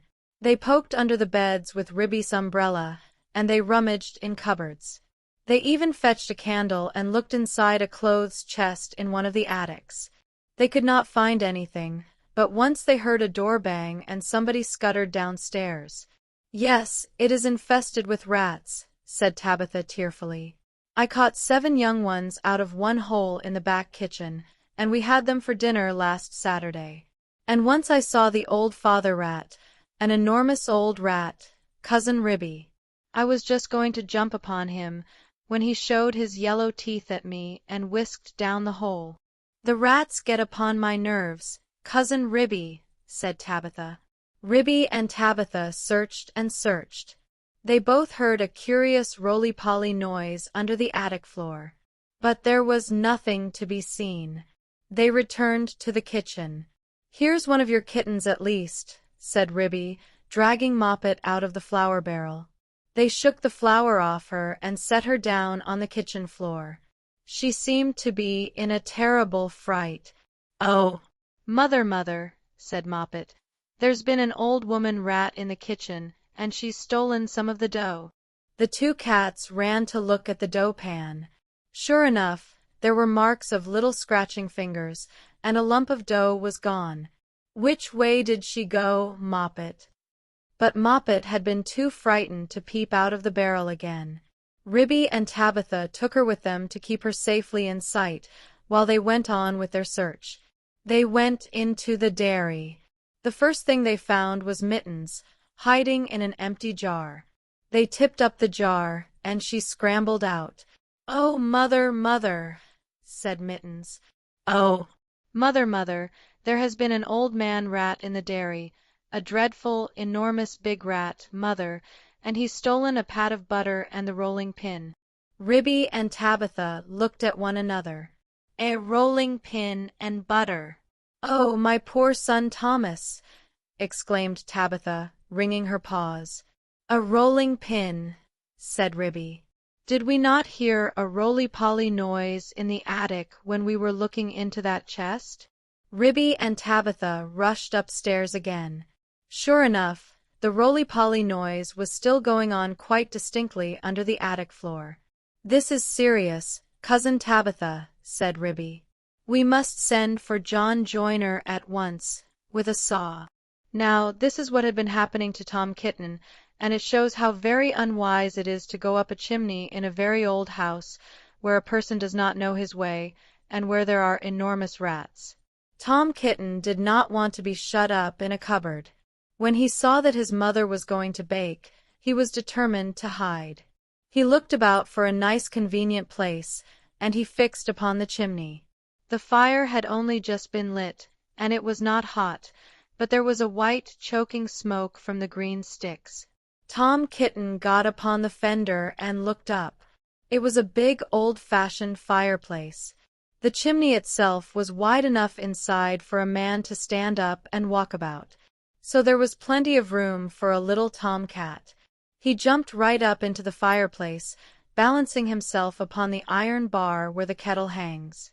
Tom Kitten took another big jump off the bar, and landed on a ledge high up inside the chimney, knocking down some soot into the fender. Tom Kitten coughed and choked with the smoke, and he could hear the sticks beginning to crackle and burn in the fireplace down below. He made up his mind to climb right to the top, and get out on the slates, and try to catch sparrows. "I cannot go back. If I slipped I might fall in the fire and singe my beautiful tail and my little blue jacket." The chimney was a very big old-fashioned one. It was built in the days when people burned logs of wood upon the hearth. The chimney stack stood up above the roof like a little stone tower, and the daylight shone down from the top, under the slanting slates that kept out the rain. Tom Kitten was getting very frightened. He climbed up and up and up. Then he waded sideways through inches of soot. He was like a little sweep himself. It was most confusing in the dark. One flue seemed to lead into another. There was less smoke, but Tom Kitten felt quite lost. He scrambled up and up, but before he reached the chimney top, he came to a place where somebody had loosened a stone in the wall. There were some mutton bones lying about. "This seems funny," said Tom Kitten. "Who has been gnawing bones up here in the chimney? I wish I had never come. And what a funny smell! It is something like a mouse, only dreadfully strong. It makes me sneeze," said Tom Kitten. He squeezed through the hole in the wall and dragged himself along a most uncomfortably tight passage where there was scarcely any light. He groped his way carefully for several yards. He was at the back of the skirting board in the attic, where there is a little mark asterisk in the picture. All at once, he fell head over heels in the dark, down a hole, and landed on a heap of very dirty rags. When Tom Kitten picked himself up and looked about him, he found himself in a place that he had never seen before, although he had lived all his life in the house. It was a very small, stuffy, fusty room, with boards, rafters, and cobwebs, and lath and plaster. Opposite to him, as far away as he could sit, was an enormous rat. "What do you mean by tumbling into my bed all covered with smuts?" said the rat, chattering his teeth. "Please, sir, the chimney wants sweeping," said poor Tom Kitten. "Anna Maria! Anna Maria!" squeaked the rat. There was a pattering noise, and an old woman rat poked her head around a rafter. All in a minute, she rushed upon Tom Kitten, and before he knew what was happening, his coat was pulled off, and he was rolled up in a bundle and tied with string in very hard knots. Anna Maria did the tying. The old rat watched her and took a snuff. When she had finished, they both sat staring at him with their mouths open. "Anna Maria," said the old man rat, whose name was Samuel Whiskers. "Anna Maria, make me a kitten dumpling roly-poly pudding for my dinner." "It requires dough and a pat of butter and a rolling pin," said Anna Maria, considering Tom Kitten with her head on one side. "No," said Samuel Whiskers. "Make it properly, Anna Maria, with breadcrumbs." "Nonsense! Butter and dough," replied Anna Maria. The two rats consulted together for a few minutes and then went away. Samuel Whiskers got through a hole in the wainscot and went boldly down the front staircase to the dairy to get the butter. He did not meet anybody. He made a second journey for the rolling pin. He pushed it in front of him with his paws, like a brewer's man trundling a barrel. He could hear Ribby and Tabitha talking, but they were busy lighting the candle to look into the chest. They did not see him. Anna Maria went down by way of the skirting board and a window shutter to the kitchen to steal the dough. She borrowed a small saucer and scooped up the dough with her paws. She did not observe Moppet. While Tom Kitten was left alone under the floor of the attic, he wriggled about and tried to mew for help. But his mouth was full of soot and cobwebs, and he was tied up in such very tight knots, he could not make anybody hear him. Except a spider, which came out of a crack in the ceiling and examined the knots critically from a safe distance. It was a judge of knots because it had a habit of tying up unfortunate bluebottles. It did not offer to assist him. Tom Kitten wriggled and squirmed until he was quite exhausted. Presently, the rats came back and set to work to make him into a dumpling. First they smeared him with butter, and then they rolled him in the dough. "Will not the string be very indigestible, Anna Maria?" inquired Samuel Whiskers. Anna Maria said she thought that it was of no consequence, but she wished that Tom Kitten would hold his head still as it disarranged the pastry. She laid hold of his ears. Tom Kitten bit and spat and mewed and wriggled, and the rolling pin went roly-poly, roly, roly, poly, roly. The rats each held an end. "His tail is sticking out. You did not fetch enough dough, Anna Maria." "I fetched as much as I could carry," replied Anna Maria. "I do not think," said Samuel Whiskers, pausing to take a look at Tom Kitten, "I do not think it will be a good pudding. It smells sooty." Anna Maria was about to argue the point, when all at once there began to be other sounds up above, the rasping noise of a saw, and the noise of a little dog scratching and yelping. The rats dropped the rolling pin and listened attentively. "We are discovered and interrupted, Anna Maria. Let us collect our property and other people's and depart at once. I fear that we shall be obliged to leave this pudding, but I am persuaded that the knots would have proved indigestible, whatever you may urge to the contrary." "Come away at once and help me to tie up some mutton bones in a counterpane," said Anna Maria. "I have got half a smoked ham hidden in the chimney." So it happened that by the time John Joyner had got the plank up, there was nobody under the floor except the rolling pin and Tom Kitten in a very dirty dumpling. But there was a strong smell of rats, and John Joyner spent the rest of the morning sniffing and whining and wagging his tail, and going round and round with his head in the hole like a gimlet. Then he nailed the plank down again and put his tools in his bag, and came downstairs. The cat family had quite recovered. They invited him to stay for dinner. The dumpling had been peeled off Tom Kitten, and made separately into a bag pudding, with currants in it to hide the smuts. They had been obliged to put Tom Kitten into a hot bath to get the butter off. John Joyner smelt the pudding, but he regretted that he did not have time to stay for dinner, because he had just finished making a wheelbarrow for Miss Potter, and she had ordered 2 hen coops. "And when I was going to the post late in the afternoon, I looked up the lane from the corner, and I saw Mr. Samuel Whiskers and his wife on the run, with big bundles on a little wheelbarrow, which looked very like mine. They were just turning in at the gate to the barn of Farmer Potatoes."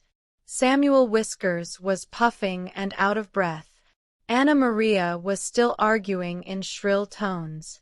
She seemed to know her way, and she seemed to have a quantity of luggage. I am sure I never gave her leave to borrow my wheelbarrow. They went into the barn, and hauled their parcels with a bit of string to the top of the haymow. After that, there were no more rats for a long time at Tabitha Twitchit's. As for Farmer Potatoes, he has been driven nearly distracted. There are rats and rats and rats in his barn. They eat up the chicken food, steal the oats and bran, and make holes in the meal bags. And they are all descended from Mr. and Mrs. Samuel Whiskers, children and grandchildren and great-great-grandchildren. There is no end to them. Moppet and Mittens have grown up into very good rat catchers. They go out rat catching in the village, and they find plenty of employment. They charge so much a dozen, and earn their living very comfortably. They hang up the rats' tails in a row on the barn door to show how many they have caught, dozens and dozens of them. But Tom Kitten has always been afraid of a rat. He never dared face anything that is bigger than a mouse. The end. The tale of the Flopsy Bunnies. It is said that the effect of eating too much lettuce is soporific. I have never felt sleepy after eating lettuce, but then, I am not a rabbit.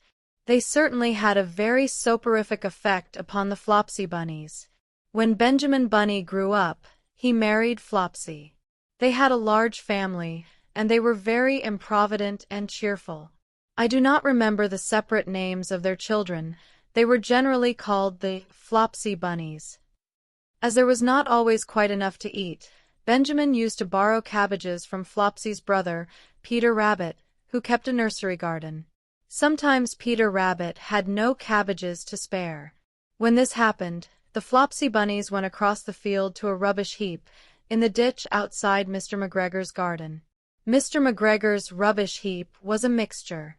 There were jam pots and paper bags, and mountains of chopped grass from the mowing machine, which always tasted oily, and some rotten vegetable marrows and an old boot or two. One day, oh joy! There were a quantity of overgrown lettuces, which had shot into flower. The Flopsy Bunnies simply stuffed themselves with lettuces. By degrees, one after another, they were overcome with slumber, and lay down in the mown grass. Benjamin was not so much overcome as his children. Before going to sleep, he was sufficiently wide awake to put a paper bag over his head to keep off the flies. The little Flopsy Bunnies slept delightfully in the warm sun. From the lawn beyond the garden came the distant clackety sound of the mowing machine.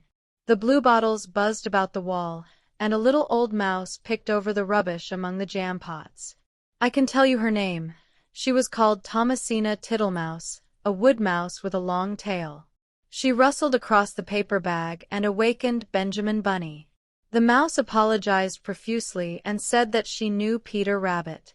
While she and Benjamin were talking, close under the wall, they heard a heavy tread above their heads, and suddenly Mr. McGregor emptied out a sackful of lawn mowings right upon the top of the sleeping Flopsy Bunnies. Benjamin shrank down under his paper bag. The mouse hid in a jam pot. The little rabbits smiled sweetly in their sleep under the shower of grass. They did not awake because the lettuces had been so soporific. They dreamt that their mother Flopsy was tucking them up in a hay bed. Mr. McGregor looked down after emptying his sack. He saw some funny little brown tips of ears sticking up through the lawn mowings. He stared at them for some time. Presently a fly settled on one of them, and it moved. Mr. McGregor climbed down onto the rubbish heap.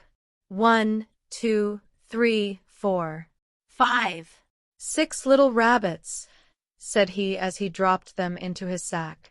The Flopsy Bunnies dreamt that their mother was turning them over in bed. They stirred a little in their sleep, but still they did not wake up. Mr. McGregor tied up the sack and left it on the wall. He went to put away the mowing machine. While he was gone, Mrs. Flopsy Bunny, who had remained at home, came across the field. She looked suspiciously at the sack and wondered where everybody was. Then the mouse came out of her jam pot, and Benjamin took the paper bag off his head, and they told the doleful tale.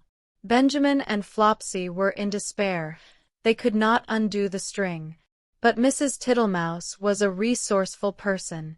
She nibbled a hole in the bottom corner of the sack. The little rabbits were pulled out and pinched to wake them. Their parents stuffed the empty sack with 3 rotten vegetable marrows, an old blacking brush, and 2 decayed turnips. Then they all hid under a bush and watched for Mr. McGregor. Mr. McGregor came back and picked up the sack and carried it off. He carried it hanging down, as if it were rather heavy. The Flopsy Bunnies followed at a safe distance. They watched him go into his house, and then they crept up to the window to listen.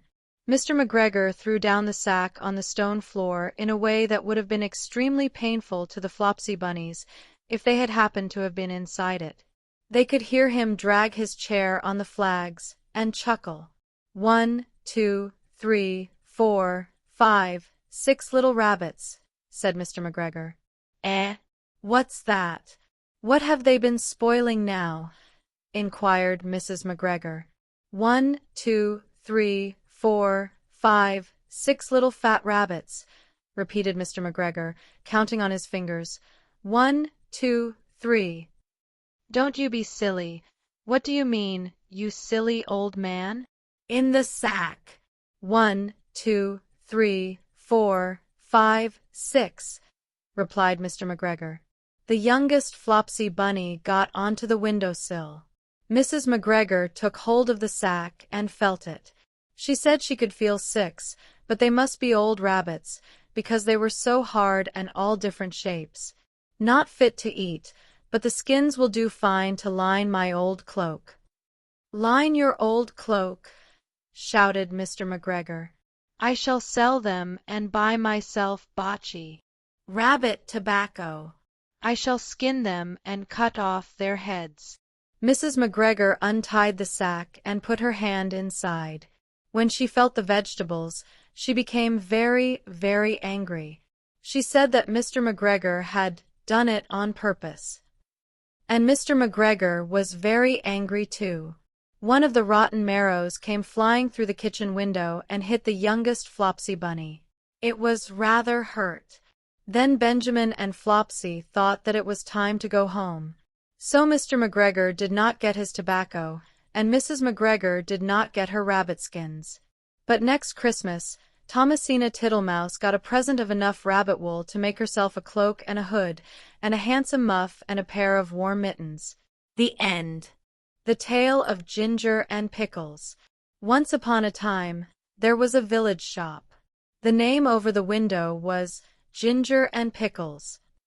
It was a little small shop, just the right size for dolls. Lucinda and Jane Doll Cook always bought their groceries at Ginger and Pickles. The counter inside was a convenient height for rabbits. Ginger and Pickles sold red spotty pocket handkerchiefs at a penny 3 farthings. They also sold sugar, snuff, and galoshes. In fact, although it was such a small shop, it sold nearly everything, except a few things that you want in a hurry, like bootlaces, hairpins, and mutton chops. Ginger and Pickles were the people who kept the shop. Ginger was a yellow tomcat, and Pickles was a terrier. The rabbits were always a little bit afraid of Pickles. The shop was also patronized by mice, only the mice were rather afraid of Ginger. Ginger usually requested Pickles to serve them, because he said it made his mouth water. I cannot bear, said he, to see them going out at the door carrying their little parcels. I have the same feeling about rats, replied Pickles, but it would never do to eat our own customers. They would leave us and go to Tabitha Twitchit's. On the contrary, they would go nowhere, replied Ginger gloomily. Tabitha Twitchit kept the only other shop in the village. She did not give credit. Ginger and Pickles gave unlimited credit. Now, the meaning of credit is this. When a customer buys a bar of soap, instead of the customer pulling out a purse and paying for it, she says she will pay another time. And Pickles makes a low bow and says, With pleasure, madam, and it is written down in a book. The customers come again and again, and by quantities, in spite of being afraid of Ginger and Pickles. But there is no money in what is called the till. The customers came in crowds every day and bought quantities, especially the toffee customers. But there was always no money. They never paid for as much as a pennyworth of peppermints. But the sales were enormous, 10 times as large as Tabitha Twitchit's. As there was always no money, Ginger and Pickles were obliged to eat their own goods. Pickles ate biscuits, and Ginger ate a dried haddock. They ate them by candlelight after the shop was closed. When it came to January 1st, there was still no money, and Pickles was unable to buy a dog license. "It is very unpleasant. I am afraid of the police," said Pickles. "It is your own fault for being a terrier. I do not require a license, and neither does Kep, the collie dog." "It is very uncomfortable. I am afraid I shall be summoned. I have tried in vain to get a license upon credit at the post office," said Pickles. "The place is full of policemen. I met one as I was coming home. Let us send in the bill again to Samuel Whiskers, Ginger. He owes 22 shillings and 9 pence for bacon." "I do not believe that he intends to pay at all," replied Ginger. "And I feel sure that Anna Maria pockets things. Where are all the cream crackers?" "You have eaten them yourself," replied Ginger. Ginger and Pickles retired into the back parlor. They did accounts. They added up sums and sums and sums. "Samuel Whiskers has run up a bill as long as his tail. He has had 1 ounce and 3/4 of snuff since October. What is 7 pounds of butter at 1 shilling and 3 pence, and a stick of sealing wax and 4 matches?" "Send in all the bills again to everybody, with compliments," replied Ginger. After a time, they heard a noise in the shop, as if something had been pushed in at the door. They came out of the back parlor. There was an envelope lying on the counter, and a policeman writing in a notebook. Pickles nearly had a fit. He barked and made little rushes. "Bite him, Pickles! Bite him!" spluttered Ginger behind a sugar barrel. "He's only a German doll." The policeman went on writing in his notebook. Twice he put his pencil in his mouth, and once he dipped it in the treacle. Pickles barked till he was hoarse. But still the policeman took no notice. He had bead eyes, and his helmet was sewed on with stitches. At length, on his last little rush, Pickles found that the shop was empty. The policeman had disappeared. But the envelope remained. "Do you think that he has gone to fetch a real live policeman?" "I am afraid it is a summons," said Pickles. "No," replied Ginger, who had opened the envelope. "It is the rates and taxes, 3 pounds, 19 shillings, and 11 3/4 pence. "This is the last straw," said Pickles. "Let us close the shop." They put up the shutters and left. But they have not been removed from the neighborhood. In fact, some people wish they had gone further. Ginger is living in the warren. I do not know what occupation he pursues. He looks stout and comfortable. Pickles is at present a gamekeeper. The closing of the shop caused great inconvenience.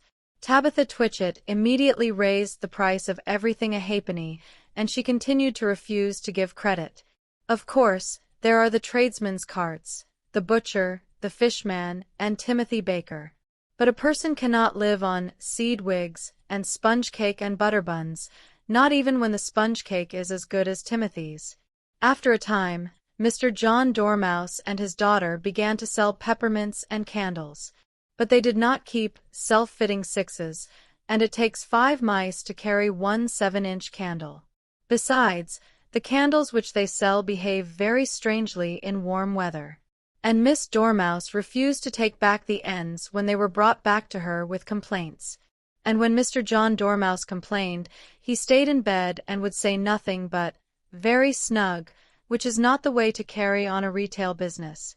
So everybody was pleased when Sally Henny Penny sent out a printed poster to say that she was going to reopen the shop. Henny's opening sale. Grand cooperative jumble.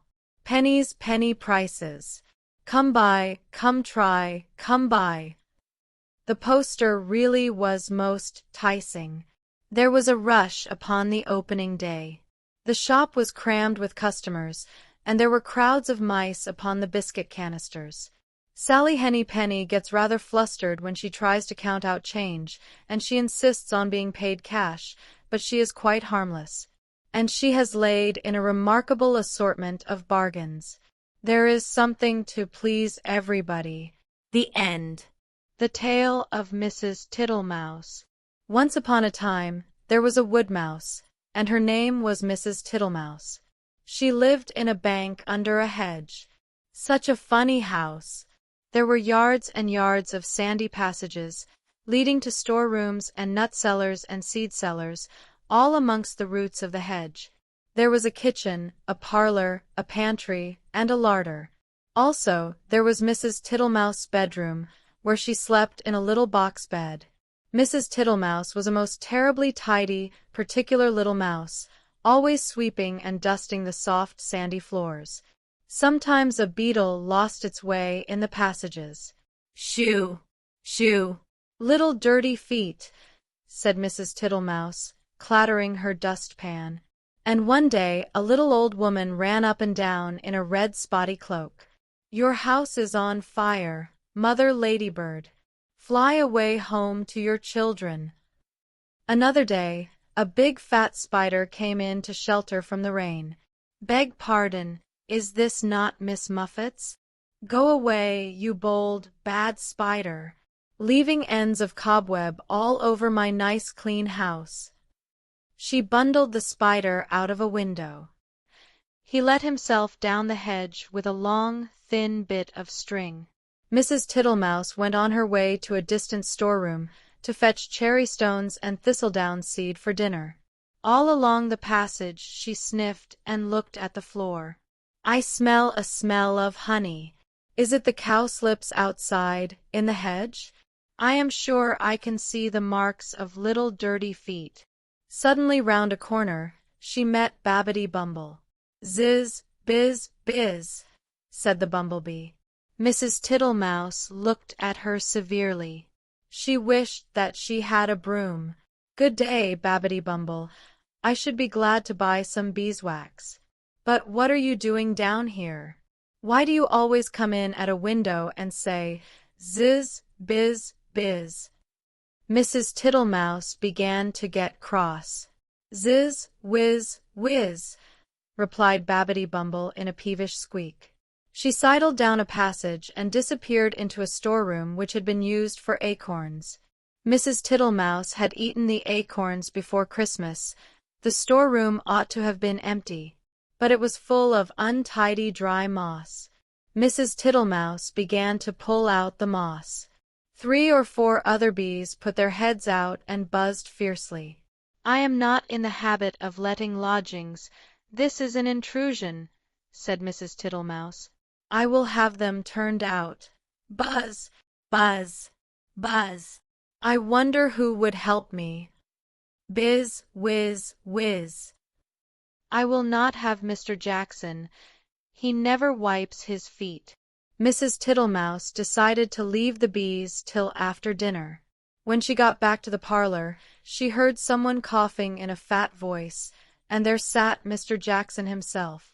He was sitting all over a small rocking chair, twiddling his thumbs and smiling, with his feet on the fender. He lived in a drain below the hedge, in a very dirty, wet ditch. "How do you do, Mr. Jackson? Dearie me, you have gotten very wet." "Thank you, thank you, thank you, Mrs. Tittlemouse. I'll sit a while and dry myself," said Mr. Jackson. He sat and smiled, and the water dripped off his coat tails. Mrs. Tittlemouse went round with a mop. He sat such a while that he had to be asked if he would take some dinner. First she offered him cherry stones. Thank you, Mrs. Tittlemouse. No teeth, no teeth, no teeth," said Mr. Jackson. He opened his mouth most unnecessarily wide. He certainly had not a tooth in his head. Then she offered him thistledown seed. Tiddly, widdly, widdly, puff, puff, puff, said Mr. Jackson. He blew the thistle down all over the room. Thank you, thank you, thank you, Mrs. Tittlemouse. Now what I really should like would be a little dish of honey. I am afraid I have not got any, Mr. Jackson, said Mrs. Tittlemouse. Tiddly, widdly, widdly, Mrs. Tittlemouse, said the smiling Mr. Jackson. I can smell it. That is why I came to call. Mr. Jackson rose ponderously from the table and began to look into the cupboards. Mrs. Tittlemouse followed him with a dishcloth to wipe his large wet footmarks off the parlor floor. When he had convinced himself that there was no honey in the cupboards, he began to walk down the passage. Indeed, you will stick fast, Mr. Jackson. Tiddly, widdly, widdly, Mrs. Tittlemouse. First he squeezed into the pantry. Tiddly, widdly, widdly. No honey. No honey, Mrs. Tittlemouse. There were 3 creepy-crawly people hiding in the plate rack. 2 of them got away, but the littlest one he caught. Then he squeezed into the larder. Miss Butterfly was tasting the sugar, but she flew away out of the window. Tiddly, widdly, widdly, Mrs. Tittlemouse, you seem to have plenty of visitors. And without any invitation, said Mrs. Thomasina Tittlemouse. They went along the sandy passage. Tiddly, widdly, buzz, whiz, whiz. He met Babbity round a corner and snapped her up and put her down again. I do not like bumblebees. They are all over bristles, said Mr. Jackson, wiping his mouth with his coat sleeve. Get out, you nasty old toad, shrieked Babbity Bumble. I shall go distracted, scolded Mrs. Tittlemouse. She shut herself up in the nut cellar while Mr. Jackson pulled out the bee's nest. He seemed to have no objection to stings. When Mrs. Tittlemouse ventured out, everybody had gone away. But the untidiness was something dreadful. Never did I see such a mess, smears of honey, and moss and thistledown, and marks of big and little dirty feet, all over my nice clean house. She gathered up the moss and the remains of the beeswax. Then she went out and fetched some twigs to partly close up the front door. I will make it too small for Mr. Jackson. She fetched soft soap and flannel and a new scrubbing brush from the storeroom. But she was too tired to do any more. First she fell asleep in her chair, and then she went to bed. Will it ever be tidy again? Said poor Mrs. Tittlemouse. Next morning she got up very early and began a spring cleaning which lasted a fortnight. She swept and scrubbed and dusted, and she rubbed up the furniture with beeswax and polished her little tin spoons. When it was all beautifully neat and clean, she gave a party to 5 other little mice, without Mr. Jackson. He smelt the party and came up the bank, but he could not squeeze in at the door. So they handed him out acorn cupfuls of honey-dew through the window, and he was not at all offended. He sat outside in the sun and said, Tiddly, widdly, widdly. Your very good health, Mrs. Tittlemouse. The end. The Tale of Timmy Tiptoes. Once upon a time, there was a little fat, comfortable gray squirrel called Timmy Tiptoes. He had a nest thatched with leaves in the top of a tall tree, and he had a little squirrel wife called Goody. Timmy Tiptoes sat out, enjoying the breeze. He whisked his tail and chuckled. Little wife Goody, the nuts are ripe. We must lay up a store for winter and spring. Goody Tiptoes was busy pushing moss under the thatch. The nest is so snug, we shall be sound asleep all winter. Then we shall wake up all the thinner when there is nothing to eat in springtime, replied prudent Timothy. When Timmy and Goody Tiptoes came to the nut thicket, they found other squirrels were there already. Timmy took off his jacket and hung it on a twig. They worked away quietly by themselves. Every day they made several journeys and picked quantities of nuts. They carried them away in bags and stored them in several hollow stumps near the tree where they had built their nest.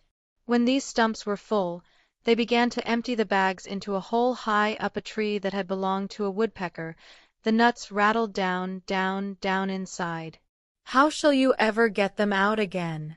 It is like a money box," said Goody. "I shall be much thinner before springtime, my love," said Timmy Tiptoes, peeping into the hole. They did collect quantities, because they did not lose them. Squirrels who bury their nuts in the ground lose more than half, because they cannot remember the place. The most forgetful squirrel in the wood was called Silvertail. He began to dig, and he could not remember. And then he dug again and found some nuts that did not belong to him, and there was a fight. And other squirrels began to dig. The whole wood was in commotion. Unfortunately, just at this time, a flock of little birds flew by, from bush to bush, searching for green caterpillars and spiders. There were several sorts of little birds, twittering different songs. The first one sang, "Who's been digging up my nuts? Who's been digging up my nuts?" And another sang, "Little bit of bread and no cheese. Little bit of bread and no cheese." The squirrels followed and listened. The first little bird flew into the bush where Timmy and Goody Tiptoes were quietly tying up their bags, and it sang, "Who's been digging up my nuts? Who's been digging up my nuts?" Timmy Tiptoes went on with his work without replying. Indeed, the little bird did not expect an answer. It was only singing its natural song, and it meant nothing at all. But when the other squirrels heard that song, they rushed upon Timmy Tiptoes and cuffed and scratched him, and upset his bag of nuts. The innocent little bird which had caused all the mischief flew away in a fright. Timmy rolled over and over, and then turned tail and fled towards his nest, followed by a crowd of squirrels shouting, "Who's been digging up my nuts?" They caught him and dragged him up the very same tree, where there was a little round hole, and they pushed him in. The hole was much too small for Timmy Tiptoes' figure. They squeezed him dreadfully. It was a wonder they did not break his ribs. "We will leave him here till he confesses," said Silvertail Squirrel, and he shouted into the hole, "Who's been digging up my nuts?" Timmy Tiptoes made no reply. He had tumbled down inside the tree, upon half a peck of nuts belonging to himself. He lay quite stunned and still. Goody Tiptoes picked up the nut bags and went home. She made a cup of tea for Timmy, but he didn't come and didn't come. Goody Tiptoes passed a lonely and unhappy night. Next morning she ventured back to the nut bushes to look for him, but the other unkind squirrels drove her away. She wandered all over the wood, calling, "Timmy Tiptoes! Timmy Tiptoes! Oh, where is Timmy Tiptoes?" In the meantime, Timmy Tiptoes came to his senses. He found himself tucked up in a little moss bed, very much in the dark, feeling sore. It seemed to be underground. Timmy coughed and groaned, because his ribs hurt him.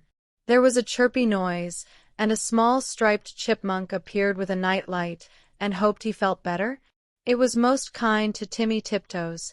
It lent him its nightcap, and the house was full of provisions.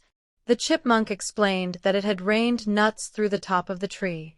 "Besides, I found a few buried." It laughed and chuckled when it heard Timmy's story. While Timmy was confined to bed, it enticed him to eat quantities. "But how shall I ever get out through that hole unless I thin myself? My wife will be anxious." "Just another nut or 2 nuts. Let me crack them for you," said the chipmunk. Timmy Tiptoes grew fatter and fatter.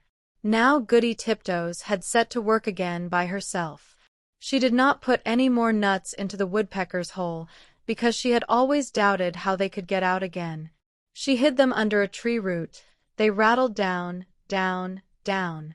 Once when Goody emptied an extra big bagful, there was a decided squeak, and next time Goody brought another bagful, a little striped chipmunk scrambled out in a hurry. "It is getting perfectly full up downstairs. The sitting room is full, and they are rolling along the passage, and my husband, Chippy Hackee, has run away and left me. What is the explanation of these showers of nuts?" "I am sure I beg your pardon. I did not know that anybody lived here," said Mrs. Goody Tiptoes. "But where is Chippy Hackee? My husband, Timmy Tiptoes, has run away too." "I know where Chippy is. A little bird told me," said Mrs. Chippy Hackee. She led the way to the woodpecker's tree, and they listened at the hole. Down below there was a noise of nut crackers, and a fat squirrel voice and a thin squirrel voice were singing together. "My little old man and I fell out. How shall we bring this matter about? Bring it about as well as you can, and get you gone, you little old man. You could squeeze in through that little round hole," said Goody Tiptoes. "Yes, I could," said the chipmunk, "but my husband, Chippy Hackee, bites." Down below there was a noise of cracking nuts and nibbling, and then the fat squirrel voice and the thin squirrel voice sang, "For the diddlum day, day diddle dum dee, day diddle diddle dum day." Then Goody peeped in at the hole and called down, "Timmy Tiptoes! Oh fie, Timmy Tiptoes!" And Timmy replied, "Is that you, Goody Tiptoes?" "Why, certainly." He came up and kissed Goody through the hole, but he was so fat that he could not get out. Chippy Hackee was not too fat, but he did not want to come. He stayed down below and chuckled.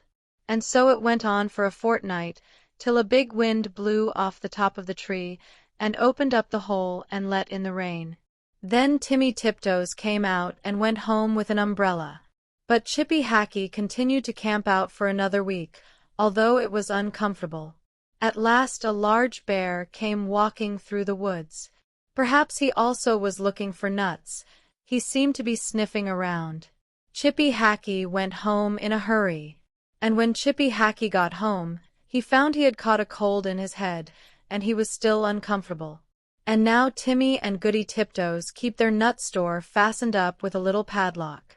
And whenever that little bird sees the chipmunks, he sings, "Who's been digging up my nuts? Who's been digging up my nuts?" But nobody ever answers. The end. The Tale of Mr. Todd. I am going to tell you a story about two disagreeable people called Tommy Brock and Mr. Todd. Nobody could call Mr. Todd nice. The rabbits couldn't bear him. They could smell him half a mile off. He was a wanderer with foxy whiskers. They never knew where he would be next. One day he was living in a stick house in the coppice, causing terror to old Mr. Benjamin Bouncer's family. The next day he moved into a pollard willow near the lake, frightening the wild ducks and the water rats. In winter and early spring, he could generally be found in an earth amongst the rocks at the top of Bull Banks, under Oatmeal Crag. He had half a dozen houses, but he was seldom at home. The houses were not always empty when Mr. Todd moved out, because sometimes Tommy Brock moved in, without asking leave. Tommy Brock was a short, bristly, fat, waddling person with a grin that stretched all over his face. He was not nice in his habits. He ate wasp nests, frogs, and worms, and he waddled about by moonlight, digging things up. His clothes were very dirty, and as he slept in the daytime, he always went to bed in his boots. And the bed he went to was generally Mr. Todd's. Now, Tommy Brock did occasionally eat rabbit pie, but it was only very little young ones occasionally, when other food was really scarce. He was friendly with old Mr. Bouncer. They agreed in disliking the wicked otters and Mr. Todd. They often talked over that painful subject. Old Mr. Bouncer was stricken in years. He sat in the spring sunshine outside the burrow, in a muffler, smoking a pipe of rabbit tobacco. He lived with his son, Benjamin Bunny, and his daughter-in-law, Flopsy, who had a young family.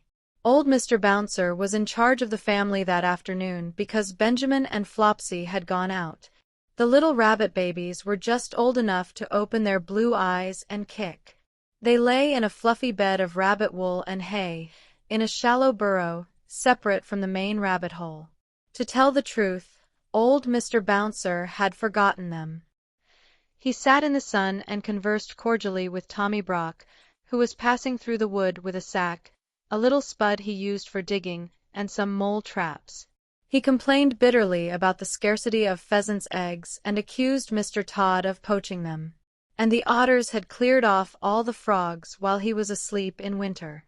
"I have not had a good square meal for a fortnight," said Tommy Brock. "I am living on pig nuts. I shall have to turn vegetarian and eat my own tail." It was not much of a joke, but it tickled old Mr. Bouncer, because Tommy Brock was so fat and stumpy and grinning. So old Mr. Bouncer laughed and pressed Tommy Brock to come inside to taste a slice of seed cake and a glass of my daughter Flopsy's cowslip wine. Tommy Brock squeezed himself into the rabbit hole with alacrity.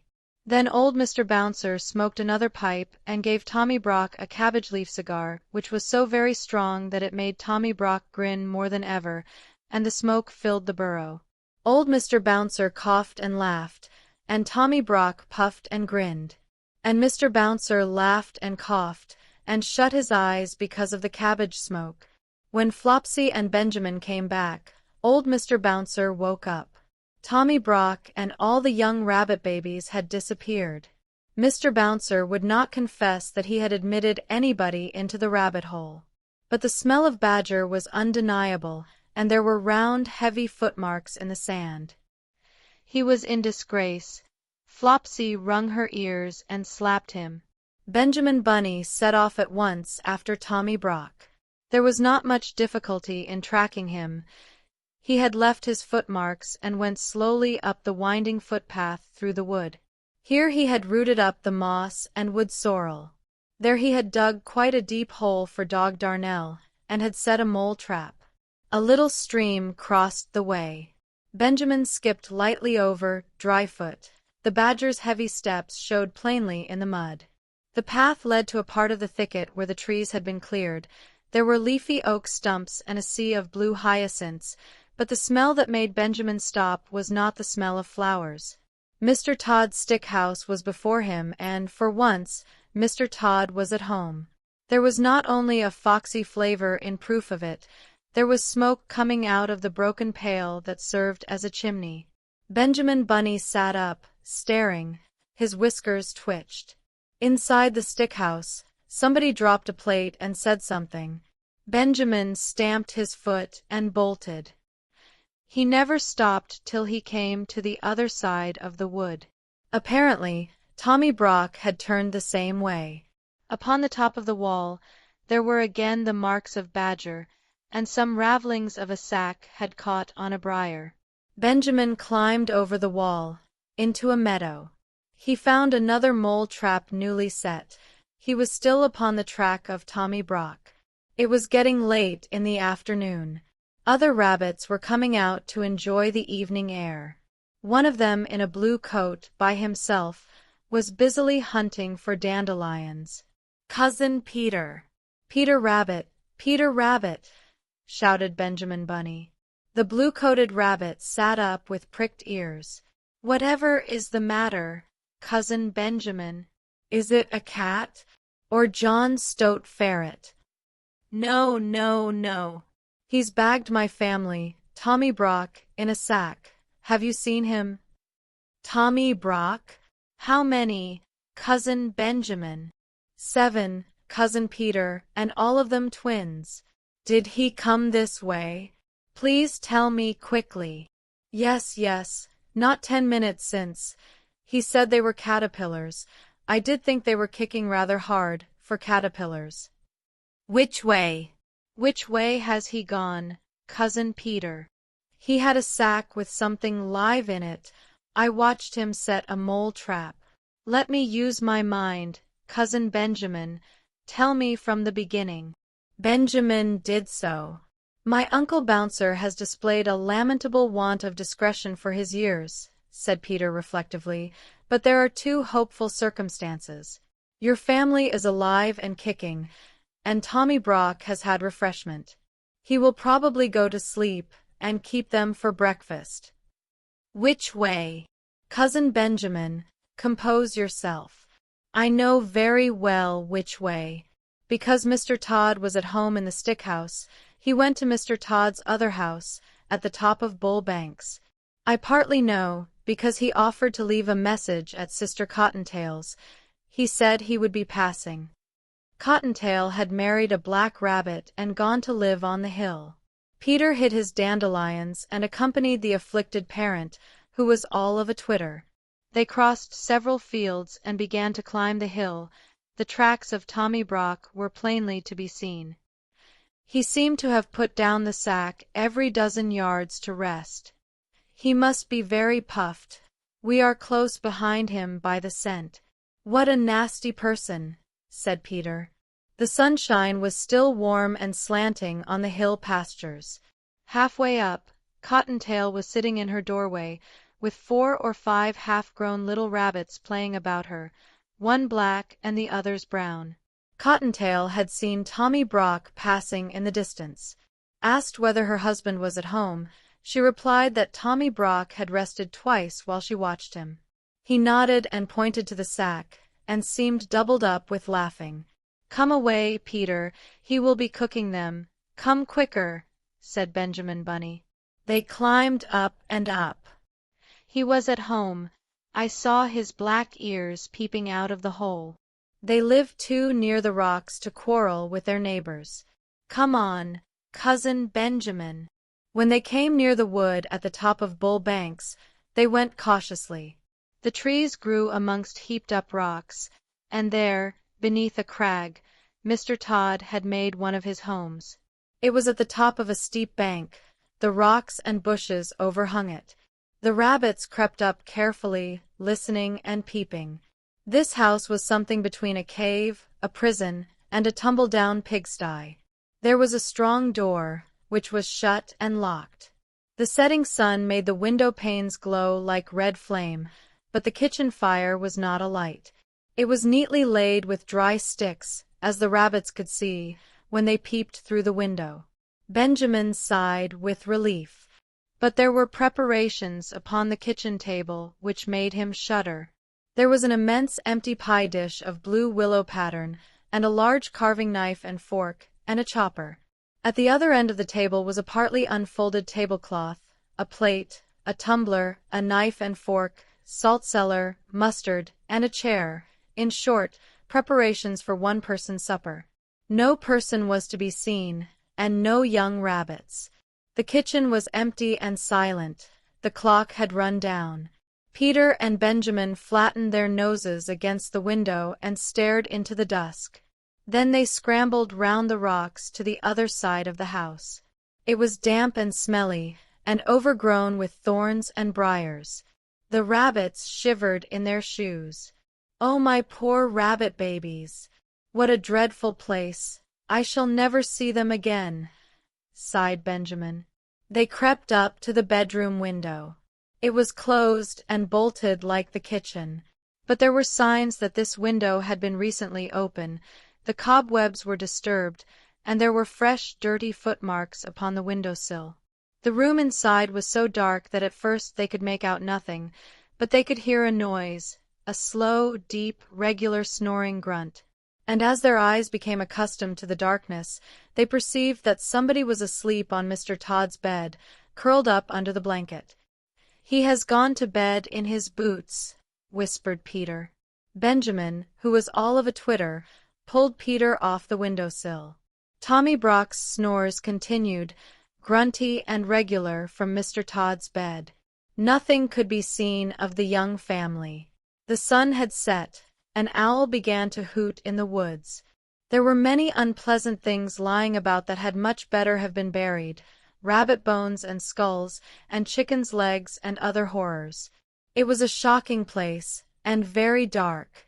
They went back to the front of the house and tried in every way to move the bolt of the kitchen window. They tried to push up a rusty nail between the window sashes, but it was of no use, especially without a light. They sat side by side outside the window, whispering and listening. In half an hour, the moon rose over the wood. It shone full and clear and cold upon the house amongst the rocks, and in at the kitchen window. But alas, no little rabbit babies were to be seen. The moonbeams twinkled on the carving knife and the pie dish, and made a path of brightness across the dirty floor. The light showed a little door in a wall beside the kitchen fireplace, a little iron door belonging to a brick oven, of that old-fashioned sort that used to be heated with faggots of wood.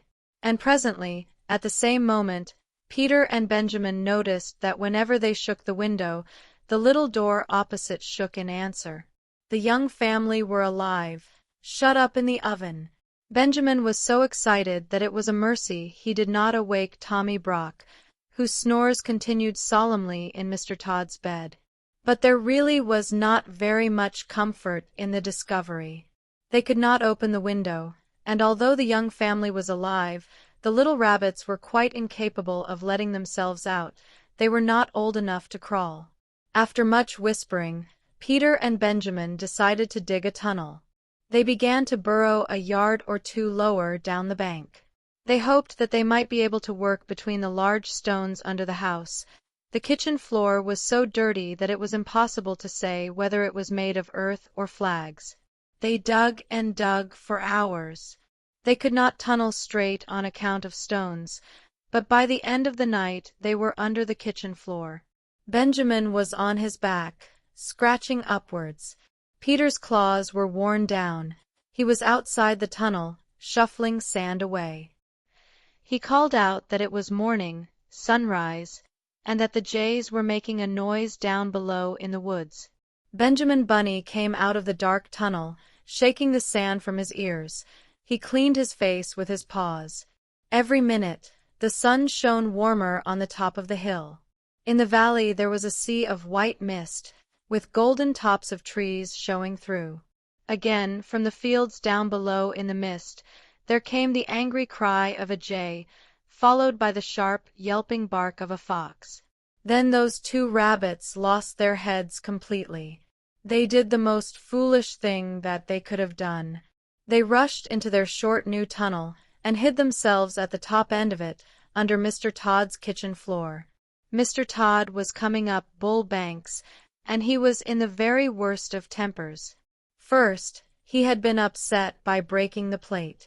It was his own fault, but it was a china plate, the last of the dinner service that had belonged to his grandmother, old Vixen Todd. Then the midges had been very bad, and he had failed to catch a hen pheasant on her nest, and it had contained only 5 eggs, 2 of them addled. Mr. Todd had had an unsatisfactory night. As usual, when out of humor, he decided to move house. First, he tried the pollard willow, but it was damp, and the otters had left a dead fish near it. Mr. Todd likes nobody's leaving but his own. He made his way up the hill. His temper was not improved by noticing unmistakable marks of badger. No one else grubs up the moss so wantonly as Tommy Brock. Mr. Todd slapped his stick upon the earth and fumed. He guessed where Tommy Brock had gone too. He was further annoyed by the jay bird which followed him persistently. It flew from tree to tree and scolded, warning every rabbit within hearing that either a cat or a fox was coming up the plantation. Once, when it flew screaming over his head, Mr. Todd snapped at it and barked. He approached his house very carefully, with a large rusty key. He sniffed and his whiskers bristled. The house was locked up, but Mr. Todd had his doubts whether it was empty. He turned the rusty key in the lock. The rabbits below could hear it. Mr. Todd opened the door cautiously and went in. The sight that met Mr. Todd's eyes in Mr. Todd's kitchen made Mr. Todd furious. There was Mr. Todd's chair, and Mr. Todd's pie dish, and his knife and fork and mustard and salt cellar, and his tablecloth that he had left folded up in the dresser, all set out for supper or breakfast, without doubt for that odious Tommy Brock. There was a smell of fresh earth and dirty badger, which fortunately overpowered all the smell of rabbit. But what absorbed Mr. Todd's attention was a noise, a deep, slow, regular snoring, grunting noise, coming from his own bed. He peeped through the hinges of the half-open bedroom door. Then he turned and came out of the house in a hurry. His whiskers bristled and his coat collar stood on end with rage. For the next 20 minutes, Mr. Todd kept creeping cautiously into the house and retreating hurriedly out again. By degrees he ventured further in, right into the bedroom. When he was outside the house, he scratched up the earth with fury. But when he was inside, he did not like the look of Tommy Brock's teeth. He was lying on his back with his mouth open, grinning from ear to ear. He snored peacefully and regularly, but one eye was not perfectly shut. Mr. Todd came in and out of the bedroom. Twice he brought in his walking stick, and once he brought in the coal scuttle. But he thought better of it, and took them away. When he came back after removing the coal scuttle, Tommy Brock was lying a little more sideways, but he seemed even sound asleep. He was an incurably indolent person. He was not in the least afraid of Mr. Todd. He was simply too lazy and comfortable to move. Mr. Todd came back yet again into the bedroom with a clothesline. He stood a minute watching Tommy Brock and listening attentively to the snores. They were very loud indeed, but seemed quite natural. Mr. Todd turned his back towards the bed and undid the window. It creaked. He turned round with a jump. Tommy Brock, who had opened one eye, shut it hastily. The snores continued. Mr. Todd's proceedings were peculiar and rather uneasy, because the bed was between the window and the door of the bedroom. He opened the window a little way, and pushed out the greater part of the clothesline onto the window sill. The rest of the line, with a hook at the end, remained in his hand. Tommy Brock snored conscientiously. Mr. Todd stood and looked at him for a minute, then he left the room again. Tommy Brock opened both eyes, and looked at the rope and grinned. There was a noise outside the window. Tommy Brock shut his eyes in a hurry. Mr. Todd had gone out at the front door and round to the back of the house. On the way, he stumbled over the rabbit burrow. If he had had any idea who was inside it, he would have pulled them out quickly. His foot went through the tunnel nearly upon the top of Peter Rabbit and Benjamin, but fortunately he thought that it was some more of Tommy Brock's work. He took up the coil of line from the sill, listened for a moment, and then tied the rope to a tree. Tommy Brock watched him with one eye, through the window. He was puzzled. Mr. Todd fetched a large, heavy pailful of water from the spring and staggered with it through the kitchen into his bedroom. Tommy Brock snored industriously, with rather a snort. Mr. Todd put down the pail beside the bed, took up the end of rope with a hook, hesitated, and looked at Tommy Brock. The snores were almost apoplectic, but the grin was not quite so big.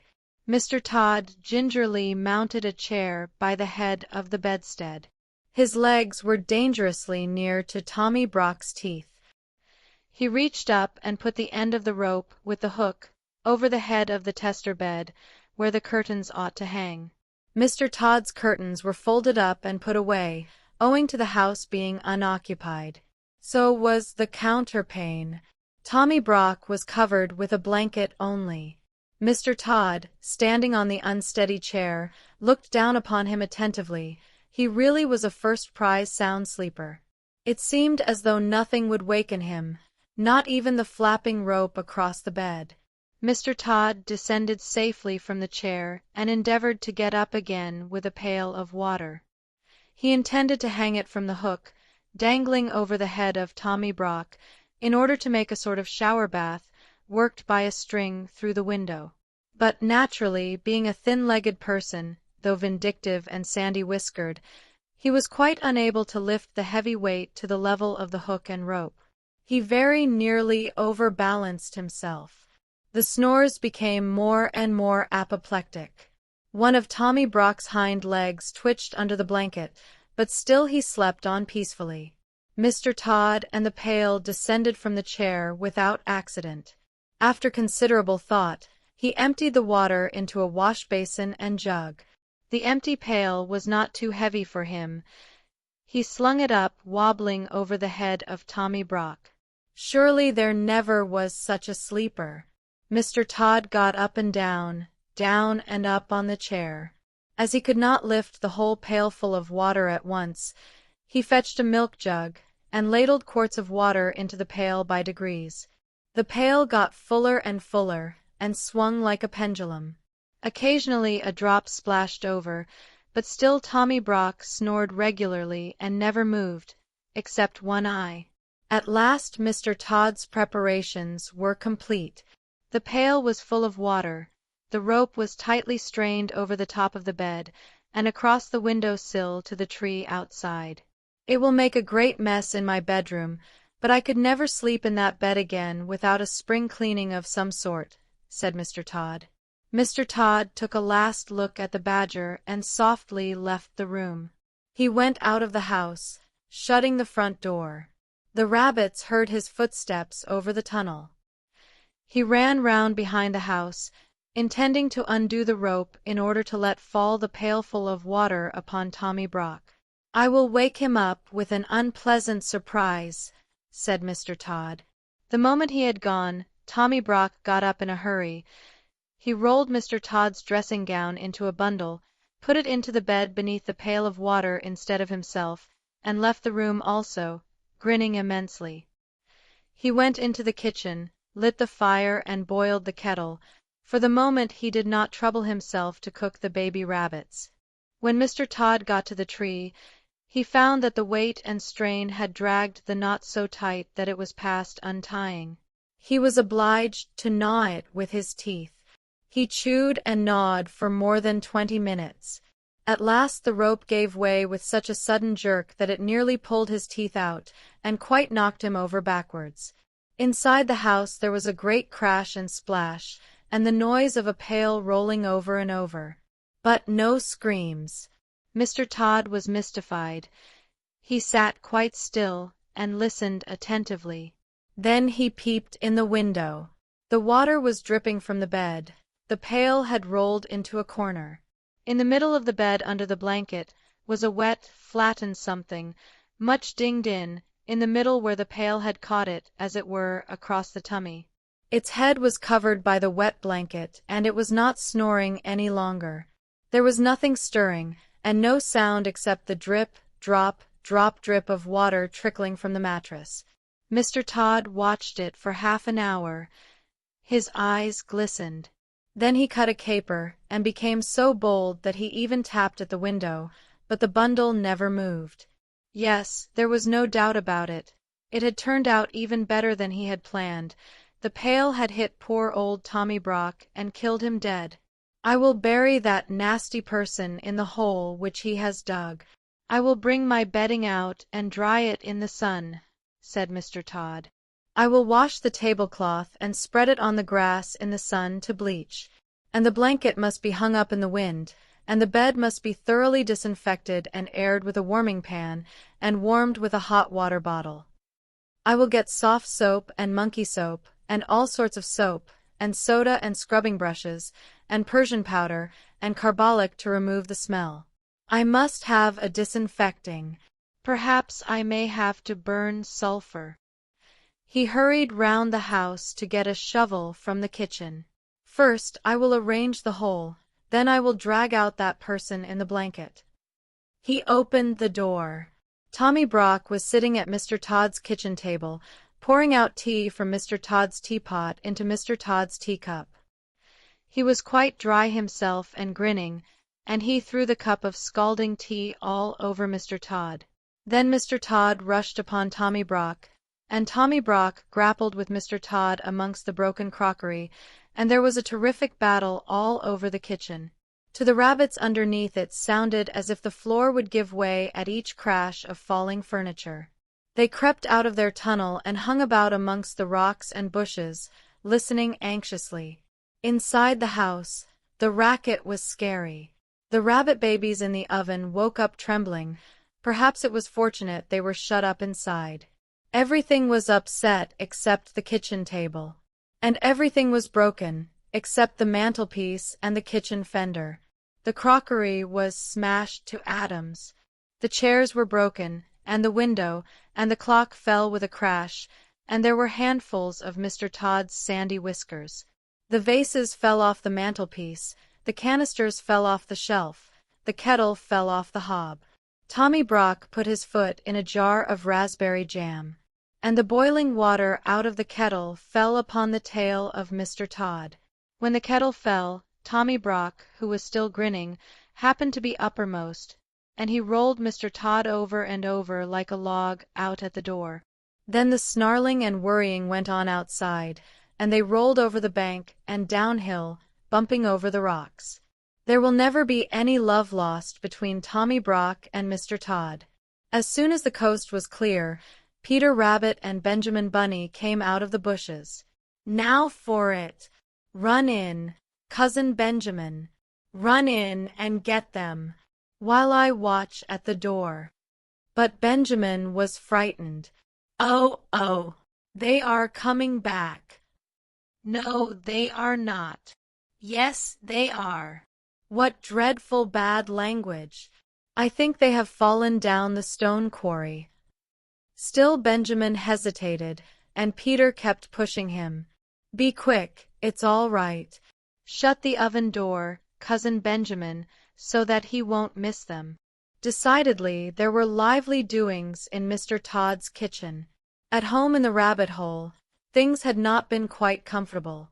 After quarreling at supper, Flopsy and old Mr. Bouncer had a sleepless night and quarreled again at breakfast. Old Mr. Bouncer could no longer deny that he had invited company into the rabbit hole, but he refused to reply to the questions and reproaches of Flopsy. The day passed heavily. Old Mr. Bouncer, very sulky, was huddled up in a corner, barricaded with a chair. Flopsy had taken away his pipe and hidden the tobacco. She had been having a complete turn-out and spring-cleaning to relieve her feelings. She had just finished. Old Mr. Bouncer, behind his chair, was wondering anxiously what she would do next. In Mr. Todd's kitchen, amongst the wreckage, Benjamin Bunny picked his way to the oven nervously through a thick cloud of dust. He opened the oven door, felt inside, and found something warm and wriggling. He lifted it out carefully and rejoined Peter Rabbit. "I've got them. Can we get away? Shall we hide, Cousin Peter?" Peter pricked his ears. Distant sounds of fighting still echoed in the wood. 5 minutes afterwards, 2 breathless rabbits came scuttering away down Bull Banks, half carrying, half dragging a sack between them, bumpety-bump over the grass. They reached home safely and burst into the rabbit hole. Great was old Mr. Bouncer's relief and Flopsy's joy when Peter and Benjamin arrived in triumph with the young family. The rabbit babies were rather tumbled and very hungry. They were fed and put to bed. They soon recovered. A long new pipe and a fresh supply of rabbit tobacco was presented to Mr. Bouncer. He was rather upon his dignity, but he accepted. Old Mr. Bouncer was forgiven, and they all had dinner. Then Peter and Benjamin told their story, but they had not waited long enough to be able to tell the end of the battle between Tommy Brock and Mr. Todd. The end. The tale of Pigling Bland. Once upon a time, there was an old pig called Aunt Pettitos. She had a family of 8, 4 little girl pigs named Crosspatch, Suck-Suck, Yock-Yock, and Spot, and 4 little boy pigs named Alexander, Pigling Bland, Chin-Chin, and Stumpy. Stumpy had had an accident to his tail. The 8 little pigs had very fine appetites. "Yes, yes, yes. They eat, and indeed they do eat," said Aunt Pettitos, looking at her family with pride. Suddenly, there were fearful squeals. Alexander had squeezed inside the hoops of the pig trough and gotten stuck. Aunt Pettitos and I dragged him out by his hind legs. Chin-Chin was already in disgrace. It was washing day, and he had eaten a piece of soap. And presently, in a basket of clean clothes, we found another dirty little pig. "Tut, tut, tut! Whichever is this?" grunted Aunt Pettitos. Now, all the pig family are pink, or pink with black spots, but this pig child was smutty black all over. When it had been popped into a tub, it proved to be Yock-Yock. I went into the garden. There I found Crosspatch and Suck-Suck rooting up carrots. I whipped them myself and led them out by the ears. Crosspatch tried to bite me. Aunt Pettytoes, you are a worthy person, but your family is not well brought up. Every one of them has been in mischief except Spot and Pigling Bland. Yes, yes, sighed Aunt Pettytoes, and they drink bucketfuls of milk. I shall have to get another cow. Good little Spot shall stay at home to do the housework, but the others must go. 4 little boy pigs and 4 little girl pigs are too many altogether. Yes, yes, yes, said Aunt Pettytoes. There will be more to eat without them. So Chin Chin and Suck Suck went away in a wheelbarrow, and Stumpy, Yak Yak, and Crosspatch rode away in a cart. And the other 2 little boy pigs, Pigling Bland and Alexander, went to market. We brushed their coats, we curled their tails and washed their little faces, and wished them good-bye in the yard. Aunt Pettytoes wiped her eyes with a large pocket handkerchief, then she wiped Pigling Bland's nose and shed tears, then she wiped Alexander's nose and shed tears, then she passed the handkerchief to Spot. Aunt Pettytoes sighed and grunted, and addressed those little pigs as follows. Now, Pigling Bland, son Pigling Bland, you must go to market. Take your brother Alexander by the hand. Mind your Sunday clothes, and remember to blow your nose. Aunt Pettytoes passed round the handkerchief again. Beware of traps, hen roosts, bacon and eggs. Always walk upon your hind legs. Pigling Bland, who was a sedate little pig, looked solemnly at his mother. A tear trickled down his cheek. Aunt Pettytoes turned to the other. Now, son Alexander, take the hand. Wee, giggled Alexander.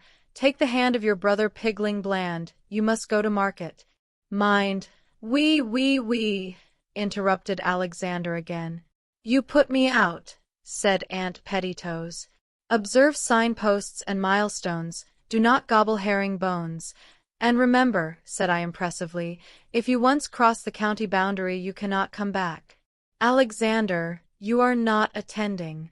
Here are 2 licenses permitting 2 pigs to go to market in Lancashire. Attend. Alexander, I have had no end of trouble in getting these papers from the policeman. Pigling Bland listened gravely. Alexander was hopelessly volatile. I pinned the papers, for safety, inside their waistcoat pockets. Aunt Pettytoes gave to each a little bundle, and 8 conversation peppermints with appropriate moral sentiments in screws of paper. Then they started. Pigling Bland and Alexander trotted along steadily for a mile. At least Pigling Bland did. Alexander made the road half as long again by skipping from side to side. He danced about and pinched his brother, singing, This pig went to market, this pig stayed at home. This pig had a bit of meat. Let's see what they have given us for dinner, Pigling. Pigling Bland and Alexander sat down and untied their bundles. Alexander gobbled up his dinner in no time. He had already eaten all his own peppermints. Give me one of yours, please, Pigling.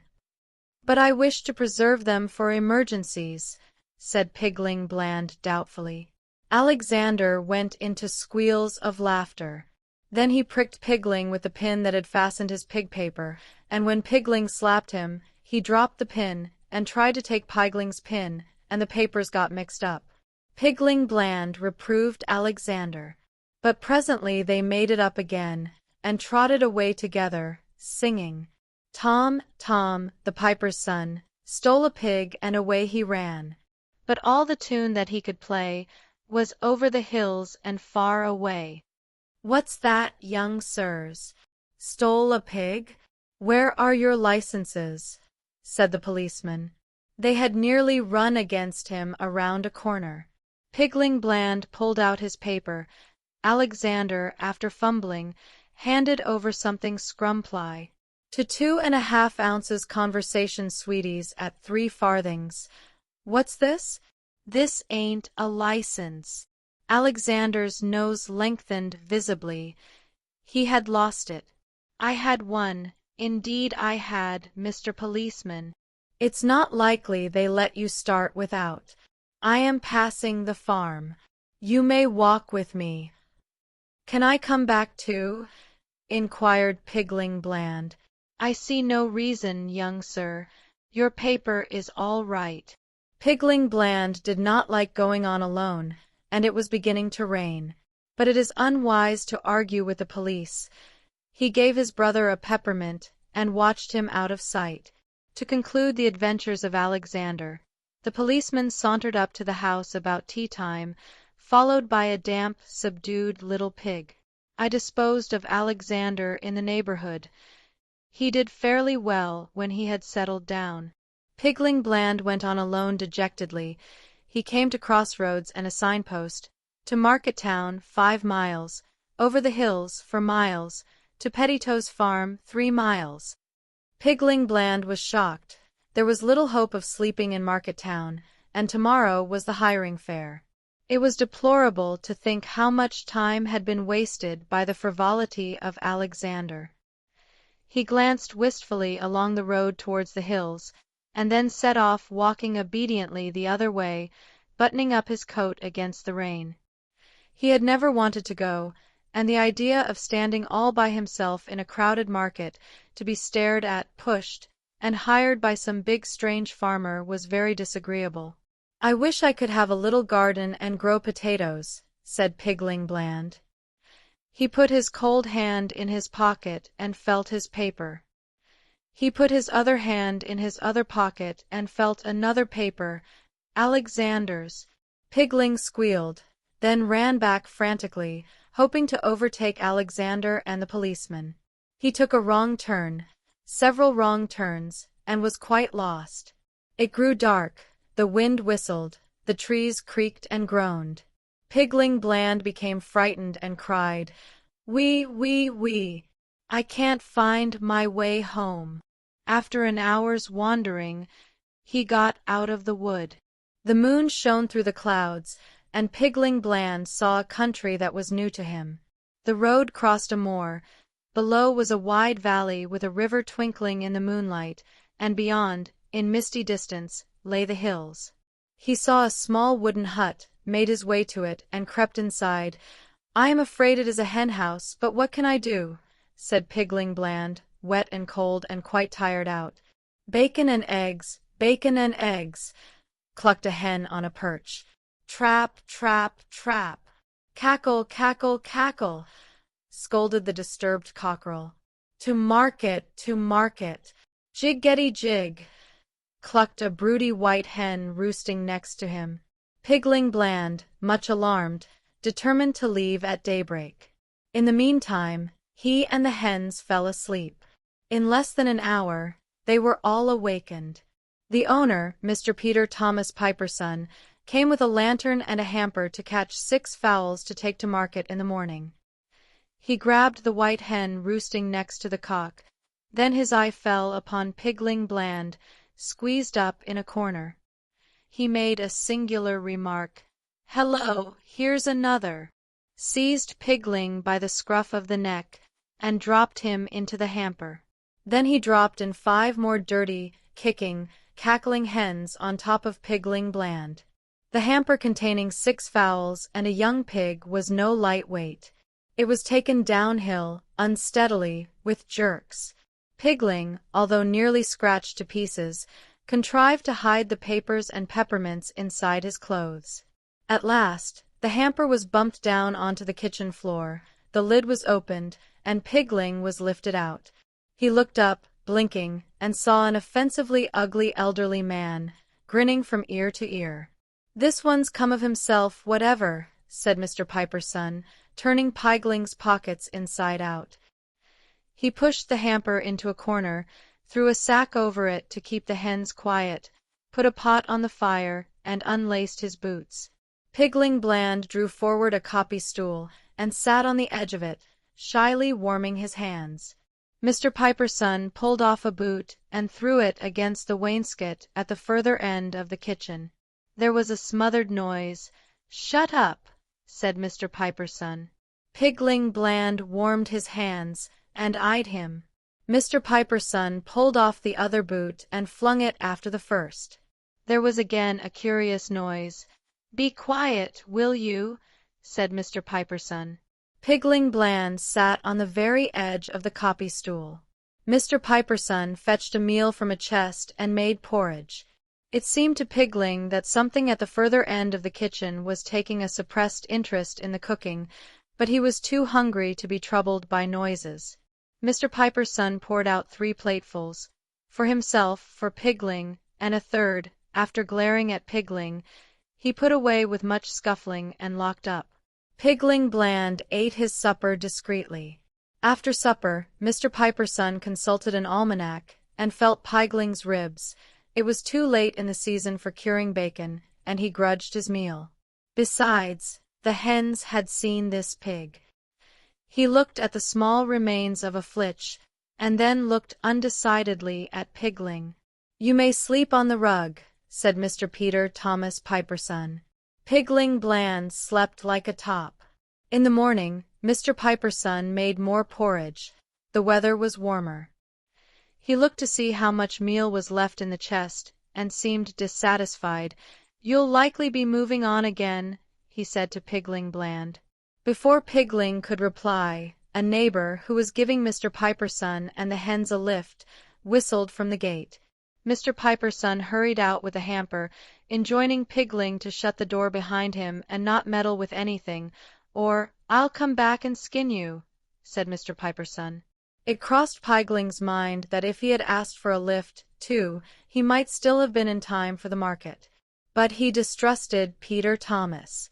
After finishing breakfast at his leisure, Pigling had a look around the cottage. Everything was locked up. He found some potato peelings in a bucket in the back kitchen. Pigling ate the peel, and washed up the porridge plates in the bucket. He sang while he worked. Tom with his pipe made such a noise. He called up all the girls and boys, and they all ran to hear him play. Over the hills and far away.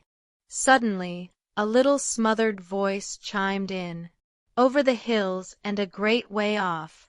The wind shall blow my top knot off. Pigling Bland put down a plate which he was wiping, and listened. After a long pause, Pigling went on tiptoe and peeped around the door into the front kitchen. There was nobody there. After another pause, Pigling approached the door of the locked cupboard and sniffed at the keyhole. It was quite quiet. After another long pause, Pigling pushed a peppermint under the door. It was sucked in immediately. In the course of the day, Pigling pushed in all the remaining 6 peppermints. When Mr. Piper's son returned, he found Pigling sitting before the fire. He had brushed up the hearth and put on the pot to boil. The meal was not yet at able. Mr. Piper's son was very affable. He slapped Pigling on the back, made lots of porridge, and forgot to lock the meal chest. He did lock the cupboard door, but without properly shutting it. He went to bed early, and told Pigling on no account to disturb him the next day before 12 o'clock. Pigling Bland sat by the fire, eating his supper. All at once at his elbow, a little voice spoke. "My name is Pigwig. Make me more porridge, please." Pigling Bland jumped, and looked around. A perfectly lovely little black Berkshire pig stood smiling beside him. She had twinkly little screwed-up eyes, a double chin, and a short, turned-up nose. She pointed at Pigling's plate. He hastily gave it to her, and fled to the meal chest. "How did you come here?" asked Pigling Bland. "Stolen," replied Pigwig with her mouth full. Pigling helped himself to meal without scruple. "What for?" "Bacon, hams," replied Pigwig cheerfully. "Why on earth don't you run away?" exclaimed the horrified Pigling.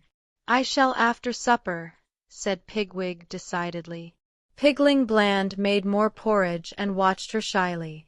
She finished a second plate, got up, and looked about her, as though she were going to start. "You can't go in the dark," said Pigling Bland. Pigwig looked anxious. "Do you know your way by daylight?" I know we can see this little white house from the hills across the river. Which way are you going, Mr. Pig? To market. I have 2 pig papers. I might take you to the bridge, if you have no objection, said Pigling, much confused and sitting on the edge of his copy stool. Pigwig's gratitude was such that she asked so many questions that it became embarrassing to Pigling Bland. He was obliged to shut his eyes and pretend to sleep. She became quiet, and there was a smell of peppermint. I thought you had eaten them, said Pigling, waking suddenly. Only the corners, replied Pigwig, studying the sentiments with much interest by the firelight. I wish you wouldn't. He might smell them through the ceiling, said the alarmed Pigling. Pigwig put back the sticky peppermints into her pocket. Sing something, she demanded. I am sorry. I have toothache, said Pigling, much dismayed. Then I will sing, replied Pigwig. You will not mind if I say itty-tittity? I have forgotten some of the words. Pigling Bland made no objection. He sat with his eyes half shut and watched her. She wagged her head and rocked about, clapping time and singing in a sweet little grunty voice. A funny old mother pig lived in a sty, and 3 little piggies had she. Tea-iddity-iddity, umph, umph, umph. And the little pigs said, wee, wee. She sang successfully through 3 or 4 verses. Only at every verse her head nodded a little lower, and her little twinkly eyes closed up. Those 3 little piggies grew peaky and lean they might very well be. For somehow they couldn't say umph, umph, umph, and they wouldn't say wee, wee, wee. For somehow they couldn't say. Pigwig's head bobbed lower and lower, until she rolled over, a little round ball, fast asleep on the hearthrug. Pigling Bland, on tiptoe, covered her up with an antimacassar. He was afraid to go to sleep himself. For the rest of the night he sat listening to the chirping of the crickets and to the snores of Mr. Piper's son overhead. Early in the morning, between dark and daylight, Pigling tied up his little bundle and woke up Pigwig. She was excited and half frightened. But it's dark. How can we find our way? The cock has crowed. We must start before the hens come out. They might shout to Mr. Piper's son. Pigwig sat down again and commenced to cry. Come away, Pigwig. We can see when we get used to it. Come. I can hear them clucking. Pigling had never said shush to a hen in his life, being peaceable. Also he remembered the hamper. He opened the house door quietly and shut it after them. There was no garden. The neighborhood of Mr. Piper's sons was all scratched up by fowls. They slipped away hand in hand across an untidy field to the road. The sun rose while they were crossing the moor, a dazzle of light over the tops of the hills. The sunshine crept down the slopes into the peaceful green valleys, where little white cottages nestled in gardens and orchards. That's Westmoreland, said Pigwig. She dropped Pigling's hand and commenced to dance, singing. Tom, Tom, the piper's son, stole a pig and away he ran. But all the tune that he could play was over the hills and far away. Come, Pigwig, we must get to the bridge before folks are stirring. Why do you want to go to market, Pigling? Inquired Pigwig presently. I don't want. I want to grow potatoes. Have a peppermint, said Pigwig. Pigling Bland refused quite crossly. Does your poor toothy hurt? Inquired Pigwig. Pigling Bland grunted. Pigwig ate the peppermint herself and followed the opposite side of the road. Pigwig! Keep under the wall. There's a man plowing. Pigwig crossed over. They hurried down the hill towards the county boundary. Suddenly Pigling stopped. He heard wheels. Slowly jogging up the road below them came a tradesman's cart. The reins flapped on the horse's back. The grocer was reading a newspaper. Take that peppermint out of your mouth, Pigwig. We may have to run. Don't say one word. Leave it to me. And in sight of the bridge, said poor Pigling, nearly crying. He began to walk frightfully lame, holding Pigwig's arm. The grocer, intent upon his newspaper, might have passed them, if his horse had not shied and snorted. He pulled the cart crossways and held down his whip. "Hello! Where are you going to?" Pigling Bland stared at him vacantly. "Are you deaf? Are you going to market?" Pigling nodded slowly. "I thought as much. It was yesterday. Show me your license." Pigling stared at the off hind shoe of the grocer's horse, which had picked up a stone. The grocer flicked his whip. "Papers? Pig license." Pigling fumbled in all his pockets and handed up the papers. The grocer read them, but still seemed dissatisfied. "This here pig is a young lady. Is her name Alexander?" Pigwig opened her mouth and shut it again. Pigling coughed asthmatically. The grocer ran his finger down the advertisement column of his newspaper. "Lost, stolen or strayed, 10 shillings reward." He looked suspiciously at Pigwig. Then he stood up in the trap and whistled for the ploughman. "You wait here while I drive on and speak to him," said the grocer, gathering up the reins. He knew that pigs are slippery, but surely such a very lame pig could never run. "Not yet, Pigwig, he will look back." The grocer did so. He saw the 2 pigs stock still in the middle of the road. Then he looked over at his horse's heels. It was lame also. The stone took some time to knock out after he got to the ploughman. "Now, Pigwig, now," said Pigling Bland. Never did any pigs run as these pigs ran. They raced and squealed and pelted down the long white hill towards the bridge. Little fat Pigwig's petticoats fluttered, and her feet went pitter, patter, pitter as she bounded and jumped.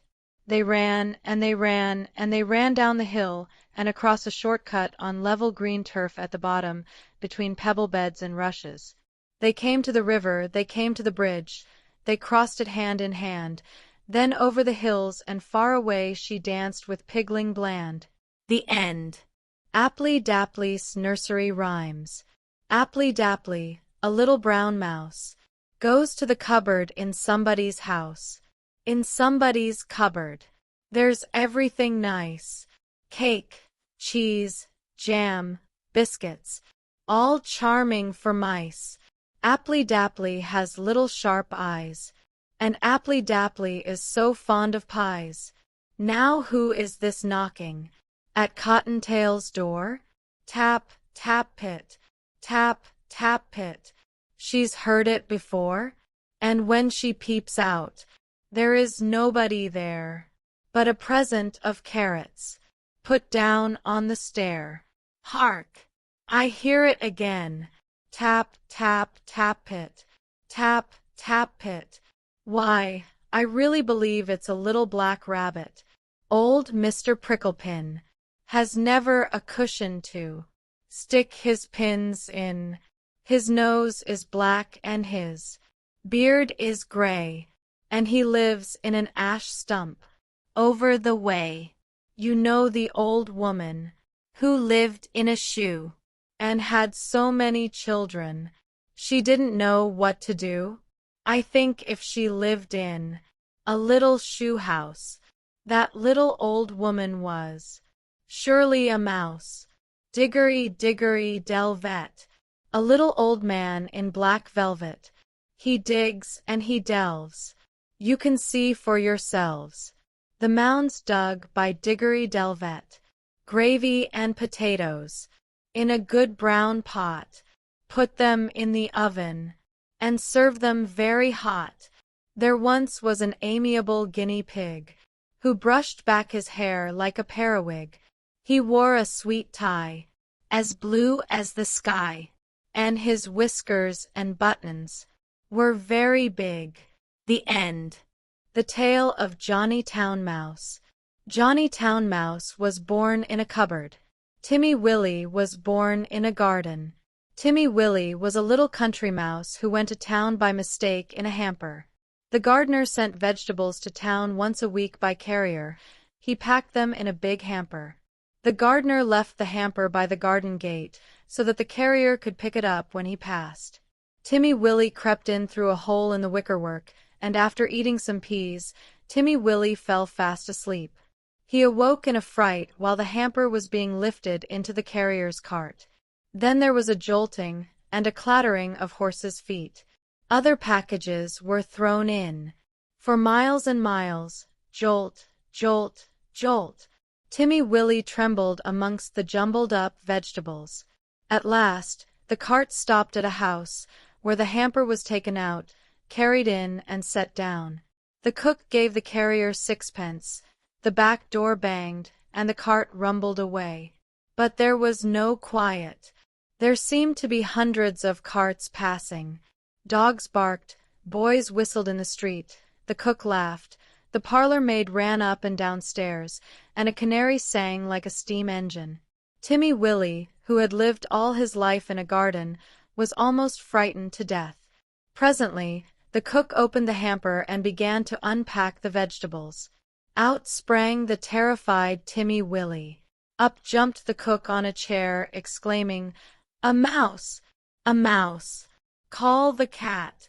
Fetch me the poker, Sarah!" Timmy Willie did not wait for Sarah with the poker. He rushed along the skirting board till he came to a little hole, and in he popped. He dropped half a foot, and crashed into the middle of a mouse dinner party, breaking 3 glasses. "Who in the world is this?" inquired Johnny Town Mouse.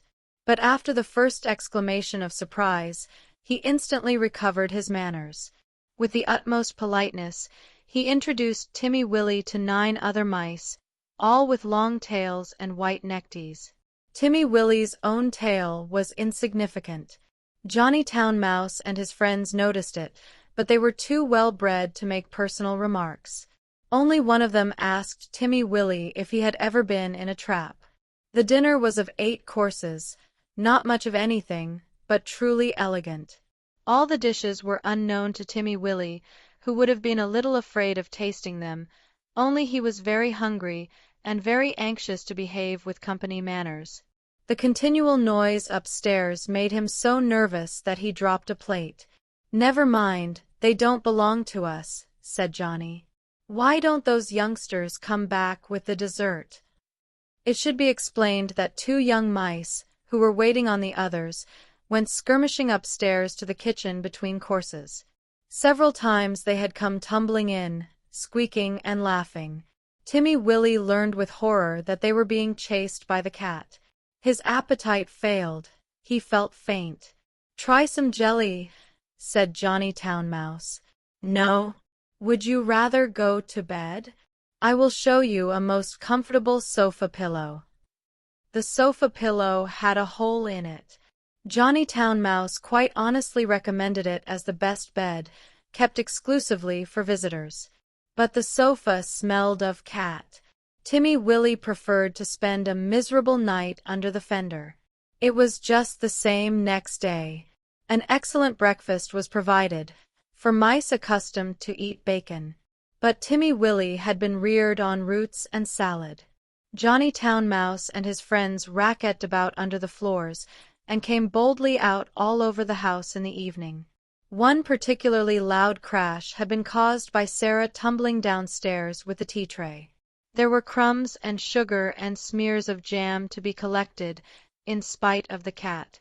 Timmy Willie longed to be at home in his peaceful nest in a sunny bank. The food disagreed with him. The noise prevented him from sleeping. In a few days, he grew so thin that Johnny Town Mouse noticed it and questioned him.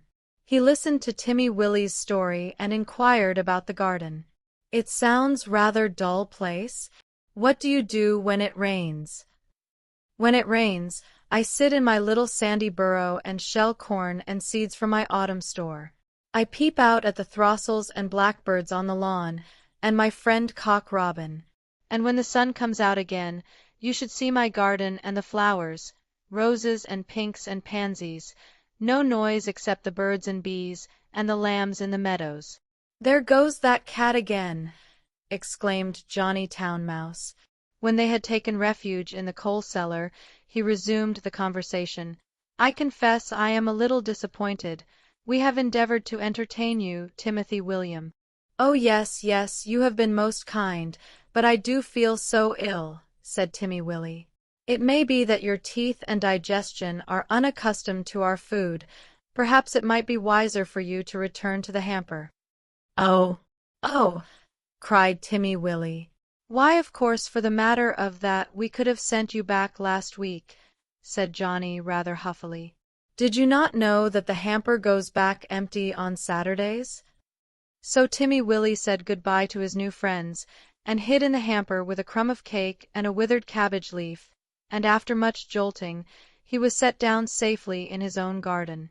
Sometimes on Saturdays, he went to look at the hamper lying by the gate, but he knew better than to get in again. And nobody got out, though Johnny Town Mouse had half promised a visit. The winter passed, the sun came out again. Timmy Willie sat by his burrow warming his little fur coat and sniffing the smell of violets and spring grass. He had nearly forgotten his visit to town, when up the sandy path, all spick and span with a brown leather bag, came Johnny Town Mouse. Timmy Willie received him with open arms. You have come at the best of all the year. We will have herb pudding and sit in the sun. It is a little damp, said Johnny Town Mouse, who was carrying his tail under his arm, out of the mud. What is that fearful noise? He started violently. That, said Timmy Willie, that is only a cow. I will beg a little milk. They are quite harmless, unless they happen to lie down upon you. How are all our friends? Johnny's account was rather middling. He explained why he was paying his visit so early in the season. The family had gone to the seaside for Easter. The cook was doing spring cleaning on board wages, with particular instructions to clear out the mice. There were 4 kittens, and the cat had killed the canary. They say we did it, but I know better, said Johnny Town Mouse. Whatever is that fearful racket? That is only the lawn-mower. I will fetch some of the grass clippings presently to make your bed. I am sure you had better settle in the country, Johnny. We shall see by Tuesday week. The hamper is stopped while they are at the seaside. I am sure you will never want to live in town again, said Timmy Willie. But he did. He went back to the very next hamper of vegetables. He said it was too quiet. One place suits one person, another place suits another person. For my part, I prefer to live in the country, like Timmy Willie. The end. Cecily Parsley's Nursery Rhymes. Cecily Parsley lived in a pen, and brewed good ale for gentlemen. Gentlemen came every day, till Cecily Parsley ran away. Goosey, goosey, gander, whither will you wander? Upstairs and downstairs, and in my lady's chamber. This pig went to market, this pig stayed at home, this pig had a bit of meat, and this pig had none. This little pig cried, wee, wee, wee, I can't find my way home. Pussy-cat sits by the fire. How should she be fair? In walks the little dog. Says, Pussy, are you there? How do you do, Mistress Pussy? Mistress Pussy, how do you do? I thank you kindly, little dog. I fare as well as you. 3 blind mice, 3 blind mice. See how they run. They all run after the farmer's wife, and she cut off their tails with a carving knife. Did you ever see such a thing in your life? As 3 blind mice. Bow wow wow. Whose dog art thou? I'm little Tom Tinker's dog. Bow wow wow. We have a little garden, a garden of our own, and every day we water there the seeds that we have sown. We love our little garden, and tend it with such care. You will not find a faded leaf, or blighted blossom there. Ninny nanny netticoat, in a white petticoat, with a red nose. The longer she stands, the shorter she grows. The end.